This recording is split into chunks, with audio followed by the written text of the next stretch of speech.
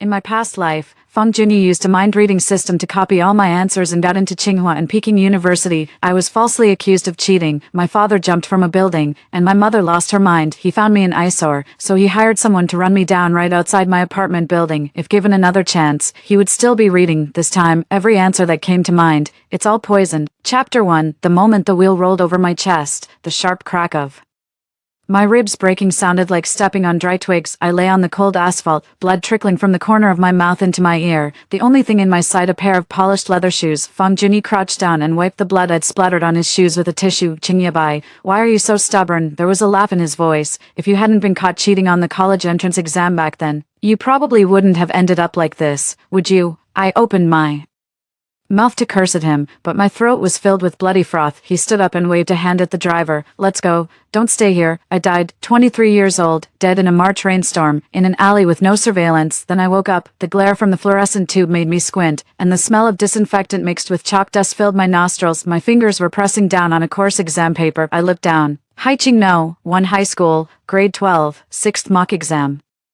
Mathematics. My mind went blank with a buzz. I whipped my head around to check the date, March 15th, 2024, 3 months before the Gaokao. Someone kicked me in the back. Hey, Qingyabai. Feng Junyi's voice came from behind, hushed and low, carrying that familiar, flirtatious smile I'd heard countless times in my past lives. First big question, want to get it done quickly. A chill ran up my spine, starting from the tailbone. He's still reading. That system is still reading my mind. I had no idea he had.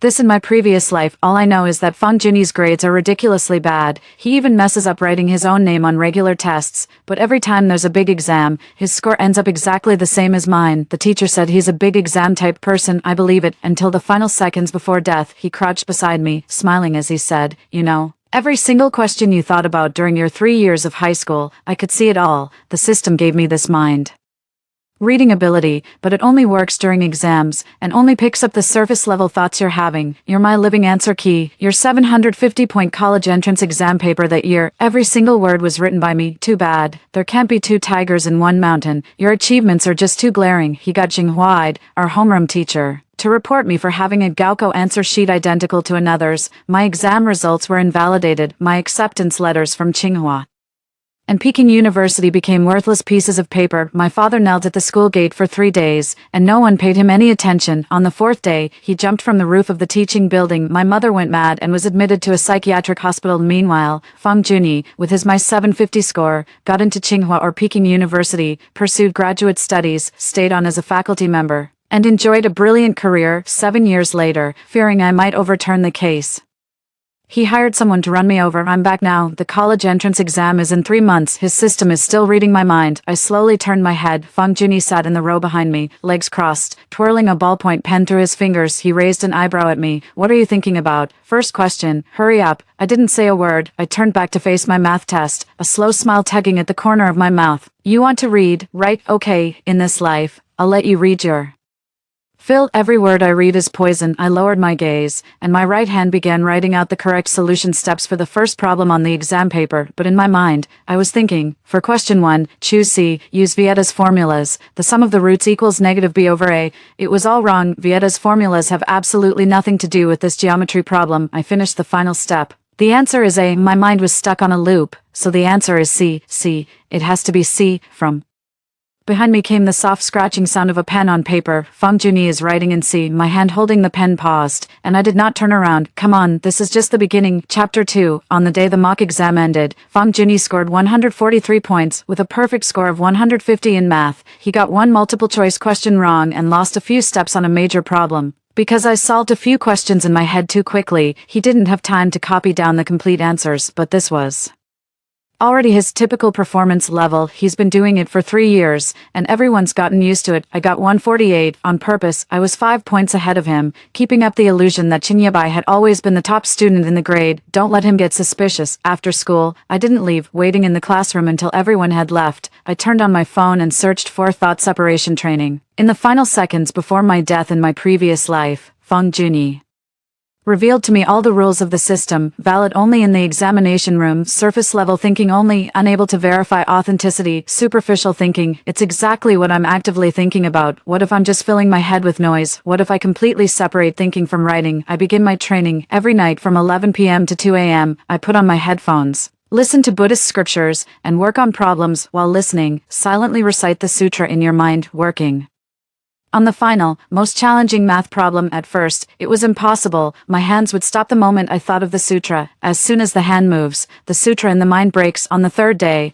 I managed to hold it for 20 seconds, day 7, 40 seconds, day 15, 3 minutes. On the 20th day, I could mentally recite the entire Great Compassion mantra on loop while simultaneously solving a full calculus derivative problem by hand. Every answer I wrote was correct. My mind was filled with nothing but Sanskrit. The two processes had completely decoupled. Feng Junyi will never know that the signal his system received on the day of the college entrance exam had absolutely nothing to do with what I was writing. On the 25th day of training, I ran into Jinghua at school. He stopped me, patted my shoulder, and spoke with a kindness that made me sick. Yi Bai, your recent grades have been consistently good. Keep it up. I'll help you request a fixed seat for the college entrance exam. Don't worry, he'll help me request a fixed seat, right in front of Feng Junyi. So it was in the last life too. He took 300,000 from the Feng family to make sure I sat in the front row in front of Feng Junyi during every major exam. I smiled and nodded. Thank you, Teacher Zhang. There was not a trace of warmth in his eyes. Day 40, I installed a pinhole camera in the storage room behind the teaching building. That was the spot where Feng Junyi and Jinghua had met every week. I can't speak for my past life, but in this one, I remember it perfectly. Every Wednesday at 5:30, Feng Junyi would go there and hand Jinghua an envelope. The envelope contained cash. For 3 years now, once a month, without fail. The first recording was made on the 42nd day. In the frame, Feng Junyi leans against the windowsill, handing over a manila envelope. Jinghua takes it, opens it, counts the contents, and nods. I've already spoken to the Academic Affairs Office about the Gaokao seating arrangements. Feng Junyi smiled. Teacher Zhang, there's one more thing.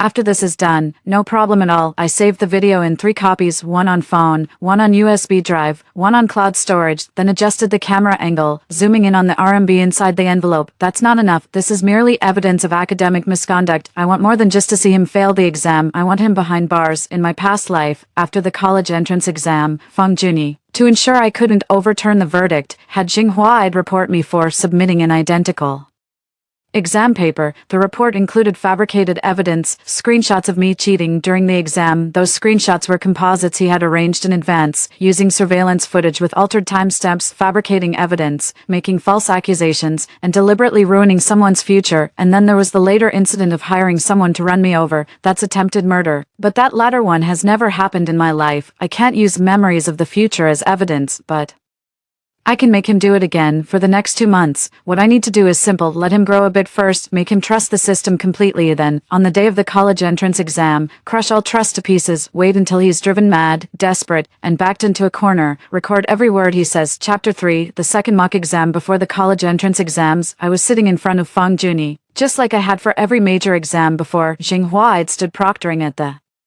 lectern. As his gaze swept over our row, a faint, knowing smile played on his lips. I thought to myself, the first multiple choice question, it's testing set operations, the universal set U minus set A equals, the answer is B, B written on the hand. My mind is also on B. The tip of the pen behind moved along. This time, I didn't tamper with a single question. All surface level thoughts aligned perfectly with the written answers. The mock exam is over. Feng Junyi got 147 in math, and I got 149. He patted me on the shoulder from behind, holding his report card. Jinghua, you've done it again, beating my score this time. The tone was light and airy, as if praising a well-trained hound. No worries, see you at the Gaokao. After he left, I gripped the pen so tightly my knuckles turned white. Endure. Third simulation. As usual, all answers are fully grounded in real data. Feng Junyi achieved his highest score in 3 years of high school. 693 points, second in the class. I'm 695 on the day the results came out. Feng Junyi smiled and said to those around him in the cafeteria, I did pretty well this time, didn't I?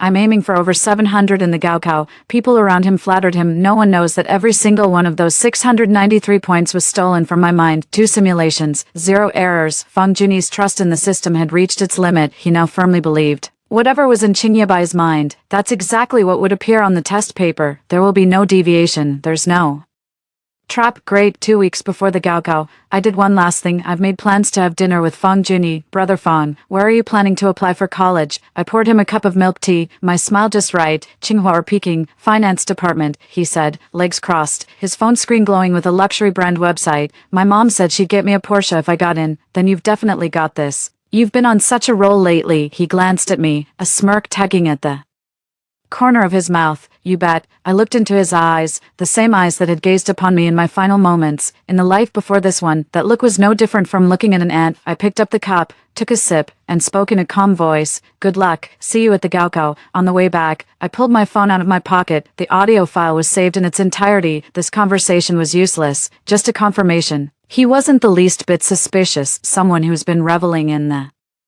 thrill of cheating for 3 years will never suspect that the answer key will turn against them. The final week before the Gaokao, my training has reached its peak. The brain can process 3 independent streams of information simultaneously. Layer 1, the complete, step-by-step derivation of the incorrect answer, fed to the system. Layer 2, a continuous loop of the great compassion mantra or random song lyrics. The noise interference layer. Layer 3, the actual, correct answer being written by hand. The muscle memory layer. 3 layers, seamlessly integrated, watertight. Fang Junyi's system could only read the first entry, the most superficial layer. He would end up copying an entire test paper, getting every single answer wrong, and his own true ability. He hadn't touched a single study guide in 3 years. He can't even solve a simple system of linear equations properly without my answers. He wouldn't even score 300 points on the day of the college entrance exam. The score I prepared for him was just over 200 points, enough to drive him crazy. Chapter 4, June 17th, the first day of the Gaokao, Chinese language. As I stepped into the exam hall, the air was thick with the stifling heat of summer, mingled with the scent of disinfectant and sweat. The fan creaked overhead, and my exam number was stuck to the desk. I turned around, and there was Fang Junyi, sitting right behind me. He gave me a nod, looking relaxed, and spun a brand new 2B pencil between his fingers. I sat down, closed my eyes, and took a deep breath. 3 months of training all came down to these 3 days. The bell rang, the test papers were handed out. I opened to the first page, my eyes scanning over the multiple choice questions. The first stream of information in my mind immediately kicked in. The first question tests character pronunciation. This one is A. The N is pronounced U. Yes, A is correct. The system was fed A. My hand marked a C on the answer sheet. The correct answer is C. A soft scratching sound of a pencil filling in bubbles came from behind.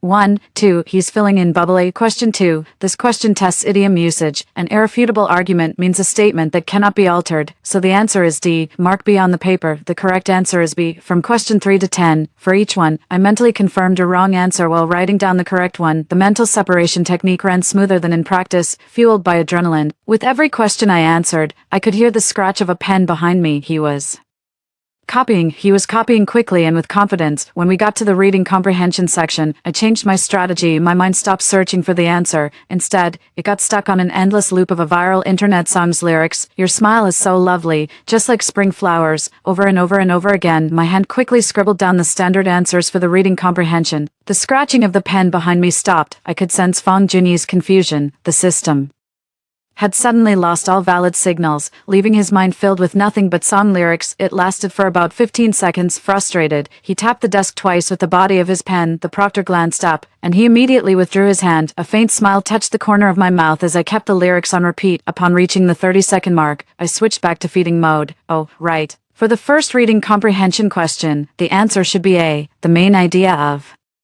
the passage is a satire on social phenomena. Write a D on your hand. The pen behind him began moving again. With a hurried, relieved urgency, he relies on the system far too much. If the signal cuts out, he wouldn't even know how to wing it. Essay question. The moment I saw the topic, my mind started drafting an off-topic essay outline. This essay should be an argumentative piece, with the central thesis focusing on the drawbacks of technological development. Use examples to support the argument, such as Einstein's theory of relativity. All off-topic nonsense. What I have in hand is a narrative essay that closely follows the theme of inheritance and innovation, with a well-structured framework and precisely chosen material. The entire exam lasts 2.5 hours. My brain is like a dual-core processor. One core churns out junk, while the other produces masterpieces. In the final 10 minutes, my palms were drenched in sweat and my temples throbbed, but it was worth it. The bell rang, signaling the end of the exam. As I stood up, I caught a glimpse of Fang Junyi's paper out of the corner of my eye. The essay spanned 2 full pages, the handwriting was scrawled, and it argued entirely about the drawbacks of technology. I glanced at the multiple choice answers. At least 6 were different from mine. He even gave me a smile and said, the Chinese exam was easy. The writing flowed smoothly. I nodded. It went pretty smoothly. Afternoon, math. This is the real battlefield. The Moment the math exam was handed out, I took a deep breath. The first stream of consciousness in my mind switched to complete erroneous derivation mode. It's not just about giving the wrong answer, it's about providing a seemingly plausible derivation process. What the system reads isn't just a dry choose B, but an entire chain of reasoning, because, therefore, the answer is B. Fang Junyi lacks mathematical ability. He can't tell if this chain of reasoning is correct, he would only think. Qingyabai's thinking is clear, the logic is sound, it must be right. The first major problem, analytic geometry, in my head. Let the equation of the ellipse be x superscript 2 slash a superscript 2 plus y superscript 2 slash b superscript 2 equals 1, given that e equals square root 3 halves. We have c superscript 2 equals 3a superscript 2 slash 4. The final coordinates of the focus are 3, 0. The focal point coordinates written on my hand are square root 3, 0. A single digit difference, and 12 points vanished. The second major problem, with derivatives as the grand finale, I ran through a whole flawed case analysis in my head. And ended up with x as an element of dash infinity, 2, right, 0, 2, on your hand. Throughout the entire math exam, I blanked out on 9 out of the 12 multiple choice questions. 3 out of 4 fill-in-the-blank questions were poisoned. All 5 major problems were solved with a critical misstep in each. If Fang Junyi copied those answers exactly, he'd be lucky to score just over 30 points in math. When he handed in his paper, his face wore the expression I'd come to know so well over the past 3 years. Smug and utterly self-assured, he tossed his pen onto the table, stretched lazily, and gave me an okay sign. I returned the same gesture, counting down in my head. Chapter 5, June 8th, English and Science, the final day. I increased the dosage. For the first major physics problem in the science section, the Heart Sutra looped in my mind for a full 4 minutes before my thoughts abruptly cut to a flawed derivation. The signal kept cutting in and out. Like a broken radio, Fang Junyi was fidgeting.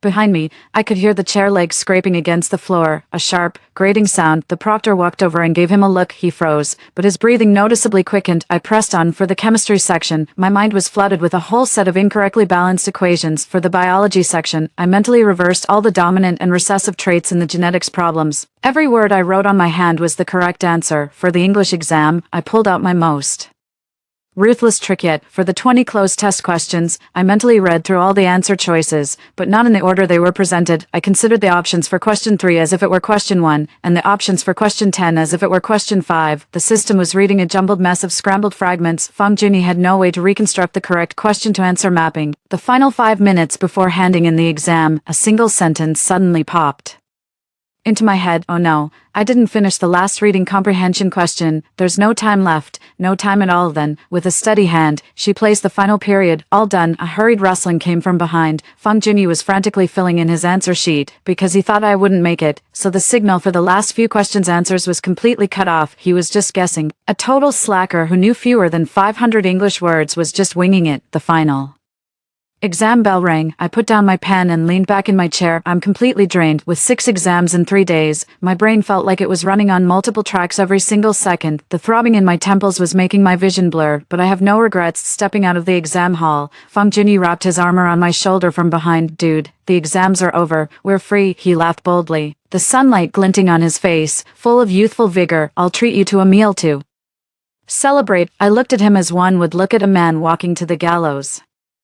Still humming a tune. All right, the Gaokao results were released on June 25 th 17 days to go. Over these 17 days, I still have 2 things to take care of. First, I need to make sure the chain of evidence I have is complete and intact. The camera in the storage room captured 4 instances of transactions between Fang Junyi and Jinghua before the college entrance exams. I managed to record 1 more instance. On the first night of the exams, Fang Junyi sent Jinghua a WeChat message. The seating arrangement worked out well. Let's keep it up tomorrow. Jinghua replied, don't worry. I took a screenshot. Using another phone, I captured the moment Fang Junyi sent the message, including the time, location, and the content on the phone screen. The second thing, wait for Fang Junyi to be driven to desperate measures. What did he do after the results came out in his previous life? Let Jinghua report me for cheating with a copied exam paper. In this lifetime, my grades will be stellar, while his will be abysmal, so low it will shatter him. What will he do after he breaks down? Same old trick, framing me. His reasoning was stuck on a single track. His system couldn't possibly be at fault. If something went wrong,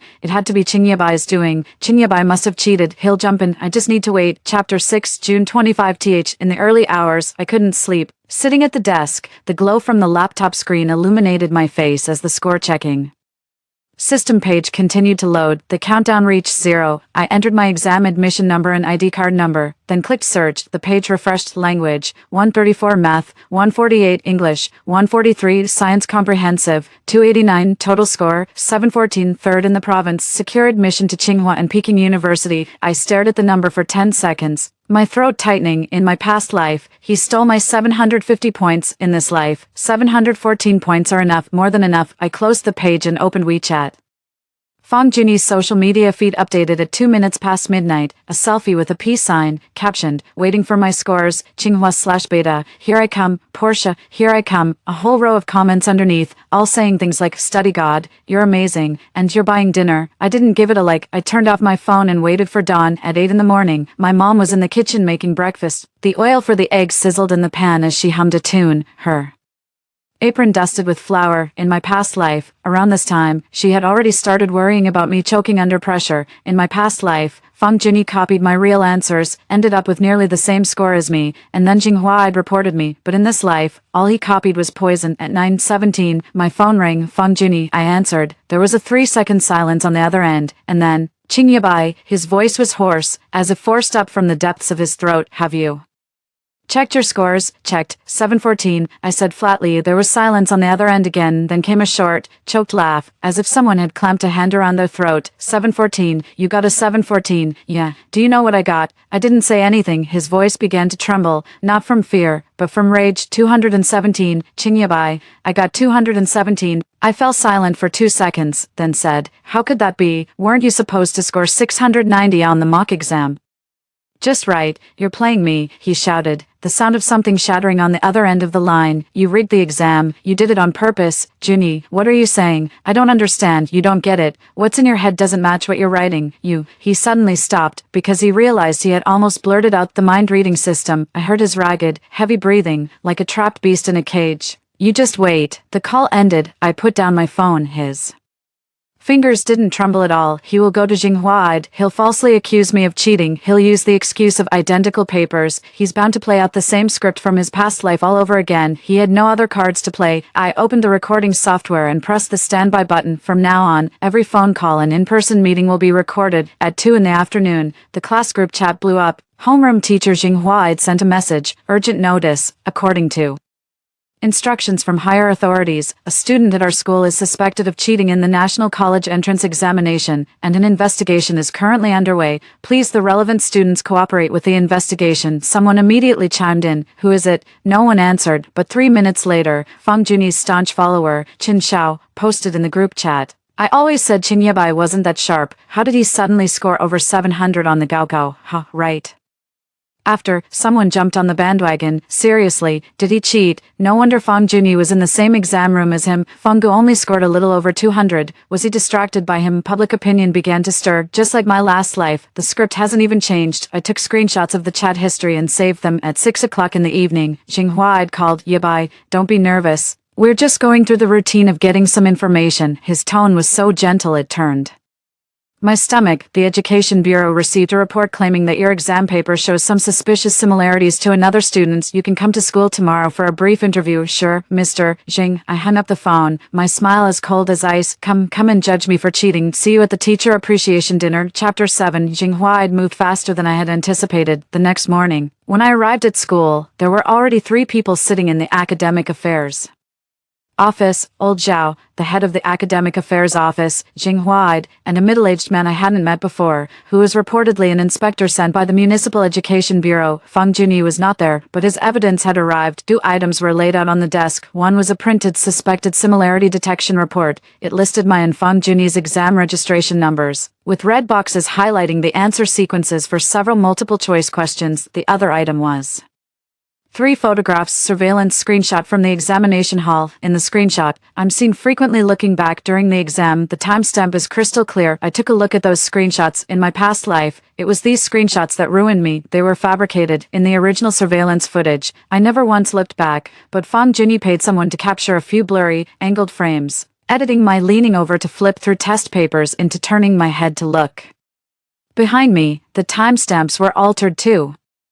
But in this life, I am prepared. Classmate Chinyabai, the supervisor adjusted his glasses. How do you explain the similarity detection result? I looked at the report and said calmly, Teacher, I'd like to ask which questions were flagged for similarity in the check. The supervisor flipped through the papers and said, for multiple choice questions 1, 3, and 5, your answers match exactly with those of classmate Fang Junyi. I almost burst out laughing. Questions 1, 3, and 5, those were the 3 free points I deliberately left untainted. 90% of the students in the grade all chose the same answer. Teacher, the citywide accuracy rate for these 3 questions is over 92%. I said, if that's the basis for flagging similarities, then all 30 students in the exam hall must have been copying from each other. The supervisor was taken aback for a moment, then looked at Jing Huaid. Jing Huaid cleared his throat. It's mainly an issue with the surveillance screenshots.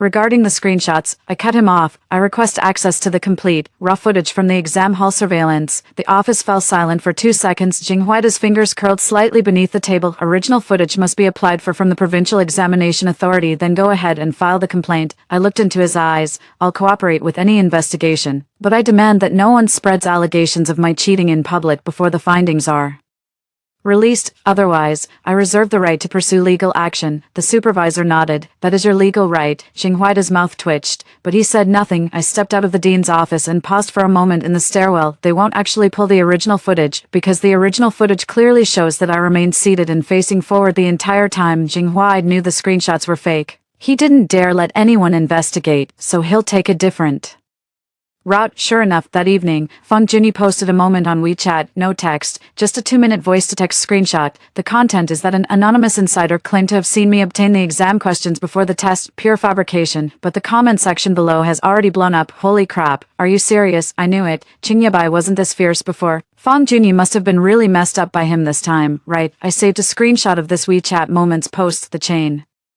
of evidence has one more link. At 11 o'clock that night, I made a call my dad's old comrade in arms, Uncle Qian from the Municipal Public Security Bureau's Criminal Investigation Division. Uncle Qian, I'd like to ask, what crime would it be if someone forged college entrance exam surveillance screenshots to falsely accuse a student of cheating? There was a brief silence on the other end of the line. Fabricating evidence to frame someone, for serious cases, it's up to 3 years. If it causes severe consequences, the maximum sentence can be up to 7 years. What if, besides framing someone, it also involves organizing cheating for the college entrance exam, like bribing a proctor to arrange seating or stealing someone else's answers? That would be the crime of organizing exam cheating. Maximum 7 years, if the sentences are combined. He paused. What's happened to you, Uncle Qian? I might need your help on the day of the teacher appreciation banquet. I pressed the phone to my ear. The moonlight outside the window is pale as bone. July 10th, the teacher appreciation banquet. 12 days left. Let him keep dancing for a few more days. The higher you climb, the harder you fall. Chapter 8, July 3 RD. The teacher appreciation banquet is in 1 week. Fang Junyi couldn't sit still any longer. He cornered me at the school gate, with Chen Xiao and 2 others flanking him. They backed me into a dead-end corner by the flower bed like a bunch of thugs he had lost weight, with sunken eyes and a stubbled chin, a far cry from the triumphant man he was just 3 weeks ago. Chinyabai, his voice hoarse. What on earth did you do? Leaning against the wall with my hands in my pockets, I said. What's up? Just took a test. Cut the crap. He stepped forward, jabbing a finger into my chest with enough force to slam my back against the wall. What's in your head isn't what you put on paper. How do you do that? I have no idea what you're talking about. He stared at me, his pupils narrowing slightly. I could see his sanity locked in a tug-of-war with madness. He couldn't mention the system. Doing so would mean admitting he had been cheating for 3 years, yet he couldn't explain how he knew what was going on in my mind. This is a dead end, and he was locking himself in with his own hands. You, a single syllable choked up from his throat, his nails digging into his palm. You'll regret this. At the teacher appreciation dinner, I'll make sure everyone knows exactly how you managed to score over 700. Wait, he turned and walked away, his steps unsteady. Chen Xiao followed behind and shot me a fierce glare over his shoulder. I stood still, pulling my hand out of my pocket. The phone screen in his right hand was still lit. Recording duration, 3 minutes 47 seconds. What you think and what you write are 2 different things. That line says it all. In conjunction with all previous video recordings, screenshots, and chat logs. Enough. After returning home, I organized all the evidence into a folder for surveillance videos of storage room transactions, 7 screenshots of WeChat conversations, 2 screenshots of Fang Junyi's defamatory WeChat moments post, chat logs of Chen Xiao stirring up trouble in the group chat, today's audio recording, Fang Junyi saying in his own words, what you're thinking doesn't match what you wrote, and one more item, the archived copy of the original exam hall surveillance footage I asked Uncle Qian to Help retrieve in the footage. I faced forward the entire time, with nothing out of the ordinary. Fang Junyi kept his head down copying the whole time, occasionally looking up to stare blankly at the back of my head, as if he were receiving something. All files were copied to the USB drive. 3 backups were made. July 8th, 2 days before the graduation dinner, Jinghua called again. His voice pitched 3 notes higher with tension than last time. Yabai, are you coming to the graduation? Dinner, I'll be there. Well, the investigation might take a little longer, so please don't bring it up at the banquet. Don't worry, Mr. Jing, I said. I won't mention a thing. He let out a sigh of relief, hung up the phone. I slipped the USB drive into the inner pocket of my suit jacket. July 10th, school auditorium. All students and faculty of the grade, parents, education bureau officials, and district media reporters, everyone will be there at the graduation banquet. In my past life, I faced my execution. Jinghua had announced to the entire school that I was suspected of cheating, and my results were invalidated. My father, sitting in the audience, turned pale on the spot. This time around, the graduation banquet will be Fang Junyi's burial ground. Chapter 9, July 10th, 5 o'clock in the afternoon, Haiqingno. 1 middle school auditorium. Crystal chandeliers bathed the entire banquet hall in brilliant light, illuminating a banner that read, "A Boundless Future, Haiqingno." 1 high school class of 2024 teacher appreciation banquet. Round tables were draped in white linens, each adorned with floral centerpieces and bottles of red wine. Parents mingled in small clusters, exchanging pleasantries, while students, dressed in their formal best, laughed and posed for group photos. The deputy director of the Education Bureau was seated at the head table,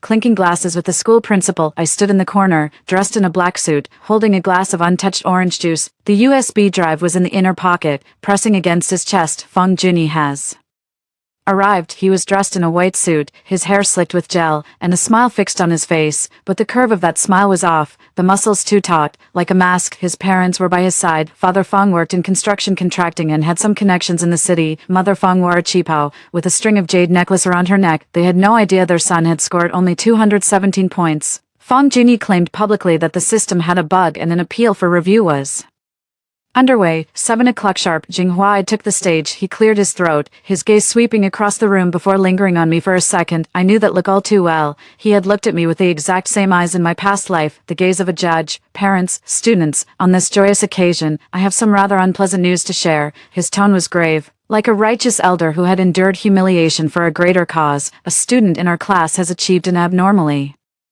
high score on the college entrance exam. Preliminary investigation suggests serious cheating is suspected. The room fell silent. Hundreds of eyes turned to look at me in unison. Jinghua continued, as the homeroom teacher, I'm heartbroken. I trusted him, but the evidence is right here. He took out the similarity detection report and the fabricated surveillance screenshot, projecting them onto the large screen. Everyone, please look. This is the exam hall surveillance screenshot. This student repeatedly turned around during the exam, clearly engaging in the act of passing information to the candidate behind him. The audience began to stir restlessly. I heard my mother let out a sharp, stifled gasp from a distance. Some parents whispered among themselves, "Oh, how disgraceful. How could an educated person act like this?" Fang Junyi sat in the 3rd row, legs crossed, a smug smirk playing at the corner of his mouth. He turned his head, looking at me through the crowd. That look was exactly the same as in the last life. You're done for, Jinghua concluded by saying, I have formally submitted the report to the Education Bureau. Qingyabai's college entrance examination results will now enter the review process. He put down the microphone. A smattering of applause came from Fang Junyi's table. Every eye in the room was fixed on me. Some were sympathetic, some contemptuous,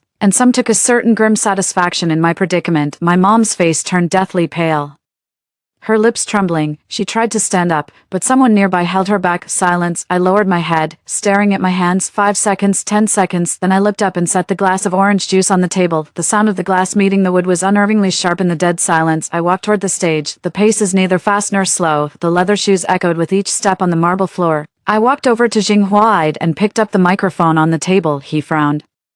Qingyabai, you, Professor Zheng. I cut him off, my voice amplified through the speakers and filling the entire auditorium. Are you finished? My turn. I retrieved the USB drive from the inner pocket of my suit jacket. At the side of the stage was the banquet hall's full multimedia setup, projector, sound system, large screen, the whole works. I walked over and plugged the USB drive into the port. Jinghua's expression changed. What do you think you're doing? This isn't your, to all Students and faculty, parents, and leaders of the Education Bureau, my voice drowned out his objections. Since Mr. Jing has chosen to put me on trial in public, I believe I also have the right to defend my innocence. Openly, I opened the first file. What appeared on the screen was the full version of the original exam room surveillance footage, from start to finish, 2.5 hours, playing in fast forward. In the footage, from the moment the exam began until it ended, my back was ramrod straight, my gaze fixed ahead, without turning my head once. In that same shot, Fang Junyi, sitting behind me, kept looking up to stare at the back of my head, then bowed down to scribble furiously. Someone in the audience let out a low, buzzing murmur. Jinghuai's face drained of color. This is the original surveillance footage archived by the Provincial Examination Institute, I said, completely unedited. Everyone can compare it with the screenshot Mr. Jing just showed. What angle was his screenshot taken from? Why is it completely different from the original footage? I didn't give them time to process it. I clicked open the second file, storage room footage. In the frame, Fang Junyi hands a manila envelope to Jinghuai. Jinghuai opens it and counts the money. The dialogue is clearly audible. I've already spoken to the academic office about the seating arrangements for the college entrance exam, Mr. Zhang. There will be an additional sum once the matter is settled. Sure. The entire auditorium felt as if the air had been sucked out. No one spoke. The sound of a single chopstick falling to the ground was clearly audible. The wineglass in Fang's father's hand tilted, spilling red wine onto the white tablecloth. Yet he didn't notice. Mother Fang's mouth hung open, unable to close. Fang Junyi's smile slowly faded from his face. The transformation was physical. The muscles around the mouth slackened. The pupils dilated, and the color drained from the cheeks like a receding tide. This is a fake. He shot up from his seat, his chair toppling backward. You photoshopped this, you. I ignored him. Open the third file, today's recording. Fang Junyi's voice came through the speakers, each word like a nail. What's in your head doesn't match what you wrote. How do you do that? A dead silence fell over the room. Even the hum of the air conditioner had vanished. Everyone understood the meaning of those words. He was reading the answers from their minds. He knew what others were thinking, regardless of the method he used. He admitted to stealing others' intellectual work. The deputy director of education turned pale and slowly stood up. Beads of sweat formed on the principal's forehead. The parents in the audience recoiled as if they'd seen a ghost, backing away from Fang Junyi's table. I look at Fang Junyi. He stood there, trembling all over, like a tree struck by lightning. He tried to speak, but only a broken gasp came from his throat. His lips moved a few times, but in the end, only a single word came out. You. I turned off the projector. The auditorium lights flickered back on, casting harsh illumination over his pale face, leaving no place to hide. Then I heard it. The sound came from the direction of the auditorium doors, growing closer. Sirens. Uncle Qian entered through the main doors with 2 plainclothes officers. With steady steps and a solemn expression, he walked straight to the table where Fang Junyi was sitting. Fang Junyi, we are from the Criminal Investigation Division of the Haiqing City Public Security Bureau. You are suspected of organizing exam fraud, fabricating evidence, and making false accusations. Please cooperate with the investigation. Fang Junyi knelt down in front of everyone, not kneeling, just gone soft. His entire body went limp and collapsed, knees hitting the marble floor with a dull thud, his hands pressed against the ground, his nails scraping across the smooth stone surface with a harsh, grating sound. No, it wasn't me. I didn't. He looked up, his face streaked with tears and snot, his eyes frantically searching the crowd for a lifeline. Dad, please, tell them. Old Mr. Fang's hand was still trembling, the wine stain having soaked through his entire sleeve. He opened his mouth to speak, but another plainclothes officer had already stepped in front of him. Mr. Fang Jiangwo, you are suspected of bribing education system personnel. Please cooperate with the investigation as well. The clinking of handcuffs echoed sharply in the quiet hall. Click, a handcuff clicked shut around Fang Junyi's wrist. Click, another cuff snapped onto his father's wrist. Jinghuai slumped in the chair on stage, his face ashen and deathly pale. The third pair of handcuffs was for him. He didn't even struggle. Mrs. Fang let out a piercing scream, her body toppling backward, the chair overturned, and her jade necklace scattered across the floor. The beads bounced and rolled, their clattering sound absurdly crisp in the silence. A deathly silence fell over the 300 people in the room. I stood on the stage, looking down from above. As Fang Junyi was pulled up from the ground by his shoulders, he turned back with a disheveled look and glanced at me. Her eyes were bloodshot, tears still clinging to the rims, but beneath it all, pure terror. I looked into his eyes. In my past life, those eyes looked at me one last time, as if I were an insect. In this life, I returned his gaze with the same intensity. I picked up the microphone and said one last thing. The voice wasn't loud, but it carried throughout the Entire auditorium. Was the answer you heard helpful? Feng Junyi's body convulsed violently, as if a needle had been driven through his spine from the crown of his head. Then he was taken away. The wail of sirens rose once more, fading from near to far, dissolving at last into the July night. Chapter 10. The cicadas' drone in July is deafening. On the third day after the farewell banquet for the teachers, a notice was posted on the bulletin board of Haiqing one high school. Jinghua was dismissed from public office and referred to judicial authorities for violating teacher ethics, accepting bribes, and fabricating evidence to falsely accuse students. Feng Junyi, detained on suspicion of organizing exam cheating and false accusation. Feng Jingwo, bribery, criminal detention. A crowd had gathered tightly around the notice board. No one spoke, only the shutter clicks of phones rose and fell in waves. The mood in the class group chat completely shifted. Those who jumped on the bandwagon to accuse me of cheating vanished overnight, their profile pictures and usernames gone. Chen Xiao left the group. The classmates who were mocking me in the comments just 3 days ago are now sending me private messages. Yabai, I didn't know the truth back then. I'm sorry, Ching. Don't take to heart what I said in the group the other day. I didn't reply to any of them. On July 15th, the Provincial Examination Authority officially issued a letter confirming that student Ching Yabai's college entrance examination score of 714 points is valid and free from any irregularities. The acceptance letters from Tsinghua and Peking University arrived at home in late July, a red cover with gold embossed lettering. My mother's hands trembled as she received the package, fumbling to open the envelope 3 times before she succeeded. She read it twice, then suddenly hugged me and cried silently for a long time. I patted her back, gently, rhythmically. In her previous life, she spent 6 years in a psychiatric hospital. Not in this lifetime. August, I went to see my father, not to the hospital. He's fine, still at work. Just took a quick glance from downstairs. He stepped out after work, a bag of oranges in hand, walking with steady steps. As he passed the security booth, he gave a nod and a wave. To live well. I stood across the street and watched him for 5 minutes, then I turned and walked away. Before the start of school on September 1st, Feng Junyi's verdict was handed down.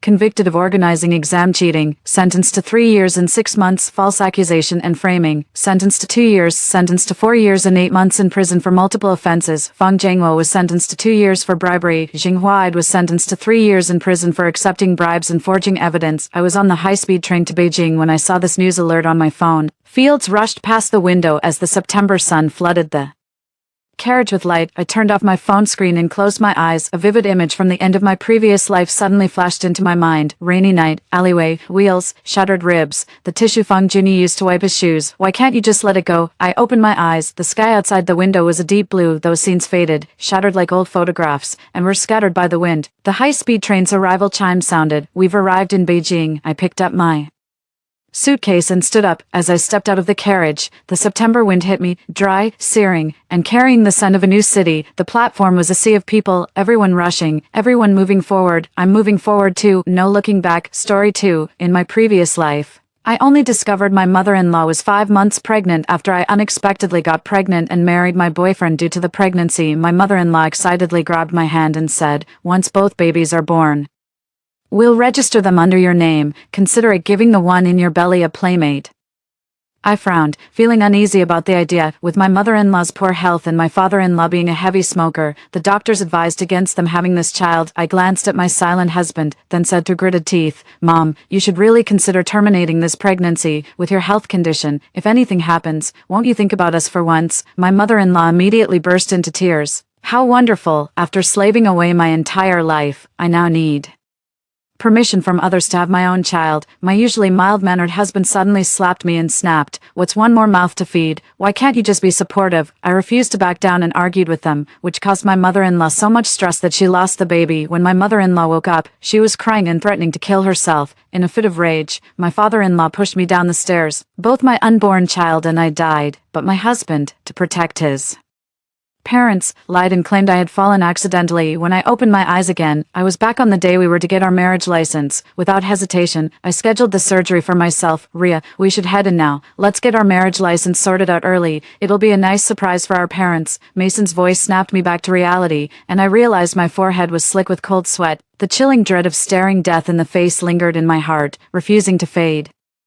I remained silent for a long while. Mason, standing before me, furrowed his brow. A flicker of irritation flashed in his eyes before he finally spoke in a gentle tone. Ria, what's wrong? Are you feeling unwell somewhere? He raised his hand to check my forehead temperature, but I instinctively swatted his hand away forcefully, not wanting him to touch me. The smile on Mason's face froze, and the impatience in his eyes became much more evident. He suppressed his anger and asked, "What's wrong with you? What's wrong with me? I want you dead." Clenching my jaw, I stared at Mason, who was visibly struggling to contain his impatience, as the hatred in my chest threatened to burst forth. In my past life, if it weren't for the unplanned pregnancy that led me to marry Mason today, I wouldn't have met such a tragic end, dying with my unborn child, completely innocent. My mother-in-law, having a child late in life, wanted to pawn off her inevitably sickly baby on me to raise. No one in their right mind would agree to that. I merely stood my ground and gently tried to talk her out of it, politely declining her request for me to help raise the child. My mother-in-law threw a tantrum out of nowhere, and Mason, who just got our marriage certificate with me, stayed silent when I was trying to think for us both. But the moment he saw his mom cry, he turned into the perfect devoted son. He, who's always been so gentle, not only slapped me but also had the nerve to lecture me without understanding the situation. "What's the big deal about raising a few more? As the daughter-in-law, why can't you just help out?" My mom worked her fingers to the bone raising me, and this is her only wish now. How could I, as her son, possibly go against her? "Rhea, when did you become so selfish?" He was venting his rage so violently that his whole demeanor felt completely alien to me. I'm an orphan who's never known the warmth of a family since childhood. When Mason found out, he held me with such tenderness, saying we'd be family from then on, that he'd give me a warm little home of our own. After we got our marriage certificate, I never saw any of the things he had promised. Instead, I experienced how his whole family, knowing I had no one to rely on, took advantage and bullied me without restraint. I refused to back down, because giving in once would mean having to give in countless times in the future. I argued with him and his parents, the red mark from a slap still visible on my face.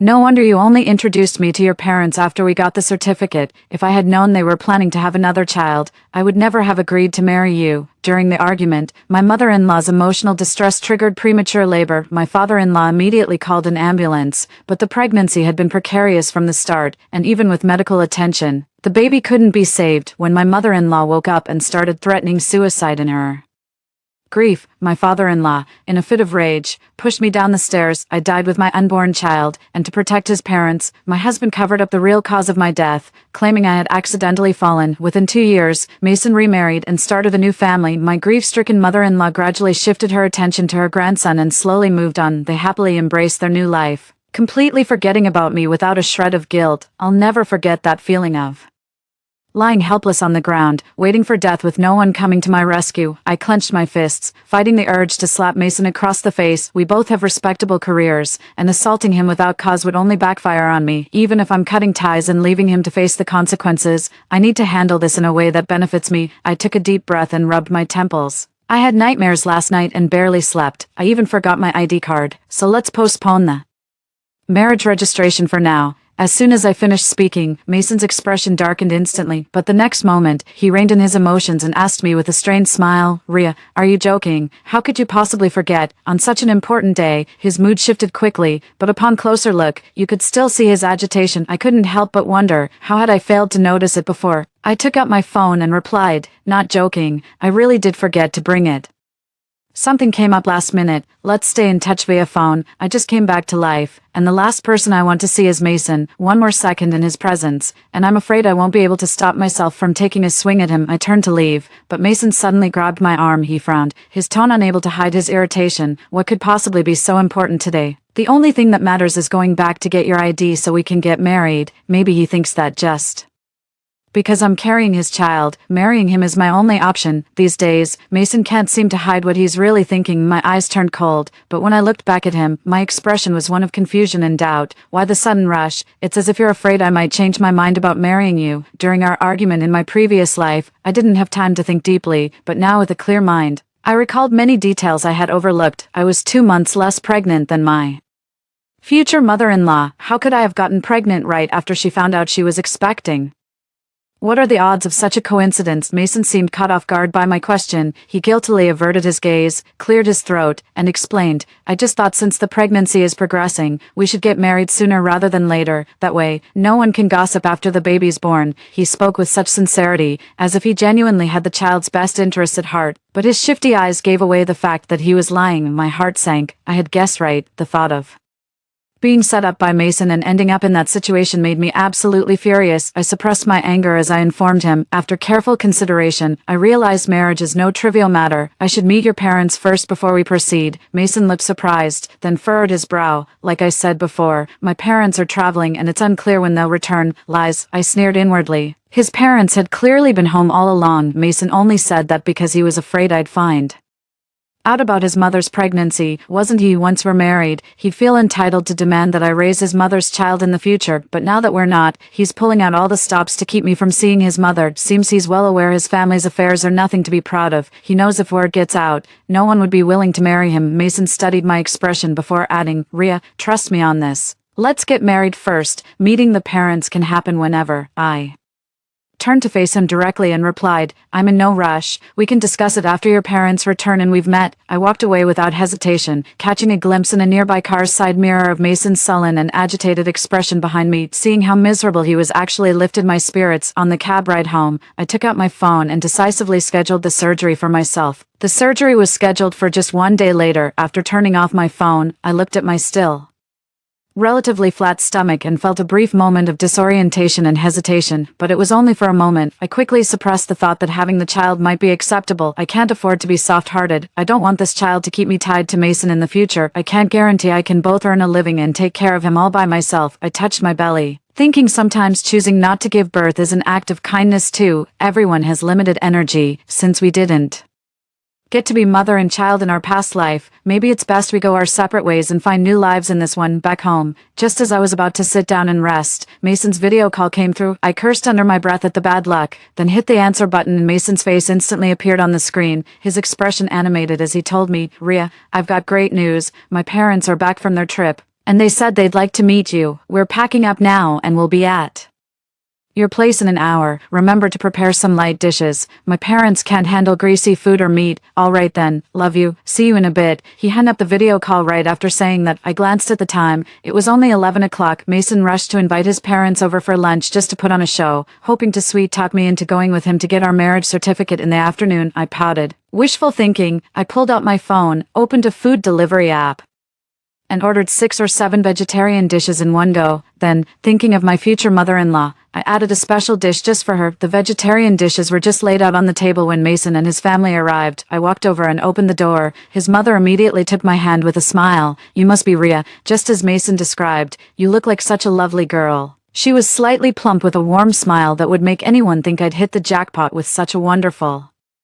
mother-in-law. Little did anyone know, this woman in her 50s was already 5 months pregnant. Her enthusiastic smile was just a ploy to rush me into marrying her son. Clenching my jaw, I remembered how in my previous life, she had gripped my hands with the same fervor during our first meeting. She said, when these 2 babies are born, we'll register them under your name, consider them companions for the one in your womb, luring me into marriage only to dump the child on me, no matter how many times I think about it, it makes my skin crawl. Thank goodness I'm no longer part of that family. I brushed her hand away and said with a forced smile, please have a seat, I'll bring out the final dish. My mother-in-law eagerly agreed. My father-in-law remained silent, and Mason quietly breathed a sigh of relief at the sight of the table full of mild dishes. Noticing his expression, I chuckled to myself and headed into the kitchen. As I brought out the final dish, Mason looked up and asked, with a smile, what's this dish? It's even covered up. It's something special. Of course, I placed the dish right in the center of the table and lifted the lid. Instantly, the rich, greasy aroma filled the dining area, revealing an enormous portion of braised pork belly. Mason's smile froze on his face, while my father-in-law's expression shifted slightly. My mother-in-law had the most intense reaction. She turned pale, immediately bent over, and started retching. My father-in-law approached with a dark expression, gently patting my mother-in-law's back, while Mason slammed the table and stood up. Rhea, what's the meaning of this? I told you Mom and Dad can't eat meat, they need light food, and you still serve this kind of dish. Mason appeared angry on the surface, but there was a hint of panic in his eyes, as if afraid of being found out. I shot back without hesitation. Why don't you blame yourself for not making it clear? I thought they just couldn't eat it. Who knew they couldn't even stand the smell? My mother-in-law turned deathly pale, retching uncontrollably. Mason quickly covered the braised pork again, but her condition showed no sign of improvement. I chuckled inwardly, remembering how in my previous life, right after I'd gotten my marriage license and stepped into this household, they'd immediately informed me about my mother-in-law's pregnancy and laid down a whole set of rules for me. For instance, since my mother-in-law was in poor health and having a difficult pregnancy, all the household chores would unfortunately fall on my shoulders. For instance, when my mother-in-law had severe morning sickness, we had to keep all meals at home very mild. Hearing that at the time, I found it utterly absurd and was so furious I couldn't even muster a laugh. Now, it feels like that nauseating anger has finally been paid back to my mother-in-law, watching the three of them flustered and helpless. I felt a sense of relief, but this isn't over yet. I pulled out my phone, calling for an ambulance while scolding Mason. She's vomiting this badly. It must be a stomach issue. How could you, as her son, not have taken her to see a doctor? When Mason saw me on the phone, his face went pale and he reached up to snatch my phone. Ria, why are you calling an ambulance? My mom is fine. She just can't stand the smell of raw meat. She'll be okay in a bit. I dodged his attempt to touch me and snapped back coldly. What do you mean it'll get better later? Mason, you're a grown adult. How can you not know that minor illnesses can turn serious if neglected? She's your own mother. If this is how you treat her, how could I ever feel safe marrying you? The ambulance will be here soon. If you say one more disrespectful word about your mother, don't blame me for losing my temper with you. Mason's lips parted, a frantic thought trapped behind his teeth. The grandmother spoke then, her voice frail and thin. My stomach, her body was weak, and now her gut churned violently, a dull ache blooming in her abdomen. I know how desperately she wanted to have this baby. She was clearly frightened now, clutching her father-in-law's sleeve with a death grip. Mason didn't seem to notice this as he turned to his father and said, Dad, why don't you take Mom home first? You know how she always gets like this. She'll be fine after some rest at home. The father-in-law, who had been silent all along, suddenly slapped him hard across the face upon hearing this, glaring as he scolded, Your mother is vomiting this badly, and you actually want her to go home. What's the use of raising you? In the end, you're even worse than a stranger. The father-in-law was determined to wait for the ambulance, and a red handprint quickly appeared on Mason's face. He froze for a moment, his eyes briefly clouded with gloom. I pretended to look at my mother-in-law with concern, but inwardly I was absolutely thrilled. Finally, I felt a sense of relief. Mason couldn't refute his father-in-law's words, so he just waited quietly for the ambulance to arrive. The ambulance arrived shortly after my mother-in-law was lifted onto the stretcher clutching her stomach. My father-in-law followed them out of the house. As I stepped forward to follow, Mason blocked my path. He placed a hand on my shoulder and said to me earnestly, Ria, you're pregnant. No need to come to the hospital. My dad and I will handle things with my mom. Just rest up at home. Next time, I'll take you to my parents for dinner, and we can also talk about our wedding plans at a time like this. And he's still trying to trick me into getting married. He just won't give up his sneaky plan. I was originally planning to follow and expose their family, but seeing how wary Mason was, like he was afraid I'd discover something if I tagged along, I suddenly changed my mind. I nodded and said, all right, you'd better hurry. His expression instantly relaxed, and a smile spread across his face. I'll head off first. Then he turned and hurried out the door. After timing it out, I followed a few minutes later, with me no longer tailing him. Mason let his guard down. Once the ambulance reached the hospital, my mother-in-law was taken directly to a hospital room. When I rushed to the hospital room, the doctor was inside trying to reason with my mother-in-law with a tone of helplessness. I told you last time, given your poor health and the unstable pregnancy, becoming an older mother under these conditions is very risky. To be blunt, the baby might not be very healthy after birth. My mother-in-law, who had been smiling brightly in front of me just moments before, suddenly snapped and started scolding upon hearing this. Is this how your hospital treats older expectant mothers? I'll sue you for discrimination, and you don't get to decide whether my baby is healthy or not if you keep spouting nonsense. I'm filing a complaint. In the hospital room, the grandfather remained silent while Mason's expression grew increasingly grim. Unconscious expressions never lie, and Mason's expression clearly showed his resistance to his mother-in-law having this child, yet he remained silent. I was staring intently at his face when the doctor pushed the door open, and Mason noticed me immediately. His pupils contracted sharply, and his face turned deathly pale in an instant. My future in-laws noticed me too, and their expressions shifted slightly. I didn't go in but stood outside the door and said, I rushed over because I was worried something had happened to you, and it turns out your whole family was lying to me. Mason, I'm breaking up with you. As soon as I finished speaking, I turned to leave. Mason hastily stood up from his chair and rushed over in a few quick steps to grab my arm. Ria, listen to me. You're pregnant now. Breaking up isn't an option. You need to calm down. I forcefully pushed his hand away and shouted, how can I possibly calm down? You're about to marry me, and now your mother gets pregnant and Decides to keep the baby at this exact moment. Don't you see how absurd this is? The hallway was crowded, and everyone turned to stare at us in shock after hearing my outburst. Every eye in the room was fixed on Mason. A vein throbbed violently at his temple, his face flushed crimson, and he didn't dare so much as glance toward the crowd. He tried to pull me aside again. Rhea, whatever this is about, let's discuss it in the hospital room, not here in public. Feeling ashamed, don't want people pointing and staring. Not a chance. In my previous life, after my mother-in-law was rushed to the hospital, I was terrified and consumed with guilt. My father-in-law's verbal abuse was bad enough, but when my mother-in-law tearfully threatened to kill herself, that was the last straw. After all, it was our argument that caused them to lose their unborn child, no matter how you look at it. So what right does Mason have to point fingers and hurl insults at me? He was the one who tricked me into this marriage, forcing me to argue, and he was also the one who least wanted his mother to keep the baby. With the child gone, he stands to gain the most, yet he put on this act of the devoted son, weeping while publicly accusing me of being heartless and cruel in front of everyone. Some people remarked at the time that his mother really wasn't considering her son and daughter-in-law by getting pregnant at this stage. My mother-in-law was fighting for her life in critical condition, looking utterly pitiful, yet Mason kept accusing me of being an unfilial daughter-in-law, turning everyone around us against me with their judgmental stares and whispers. They said that even Mason, as the biological son, was willing to raise his own brother. So who was I, just the daughter-in-law, to make a fuss and stand in the way? Others chimed in that even if I didn't want my mother-in-law to have the baby, I shouldn't have argued with her so harshly. Suddenly, all the blame was pinned on me. Before I married Mason, I was also full of hope and wanted to build a good life with him. He's the one who deceived me, hurt me, and shattered all my expectations. He didn't hesitate to scheme against me, so why should I spare him any dignity? I shoved him hard and slapped him across the face. Loud, Mason, why don't you tell everyone here the whole story about your family? The onlookers stood at a distance, whispering and pointing at Mason. Look at how guilty he appears. He must have done something wrong, didn't you hear? His mom is pregnant and keeping the baby. They were about to get married. What a terrible sin. Mason's face was knocked sideways by my blow. As he heard the murmurs around us, his expression shifted through shades of pale and flushed in a truly spectacular display. Clenching his fists, he spun around as if pushed to his limit and shouted at me, Rhea, when will this end? What does my mother's pregnancy have to do with us? I shot back. What do you mean it's not related? Were you deaf when the doctor was speaking just now? Your mother's poor health means any child we have would be unhealthy. You're rushing to marry me now because you expect me to take care of your mother and the rest of them. Mason, this is marriage fraud. We're not getting our marriage license. My voice was so loud it echoed through the entire corridor. The onlookers gasped, their eyes fixed on Mason with unmistakable contempt. A real man would never stoop to such despicable behavior. Exactly. Given his family's circumstances, he's basically luring that poor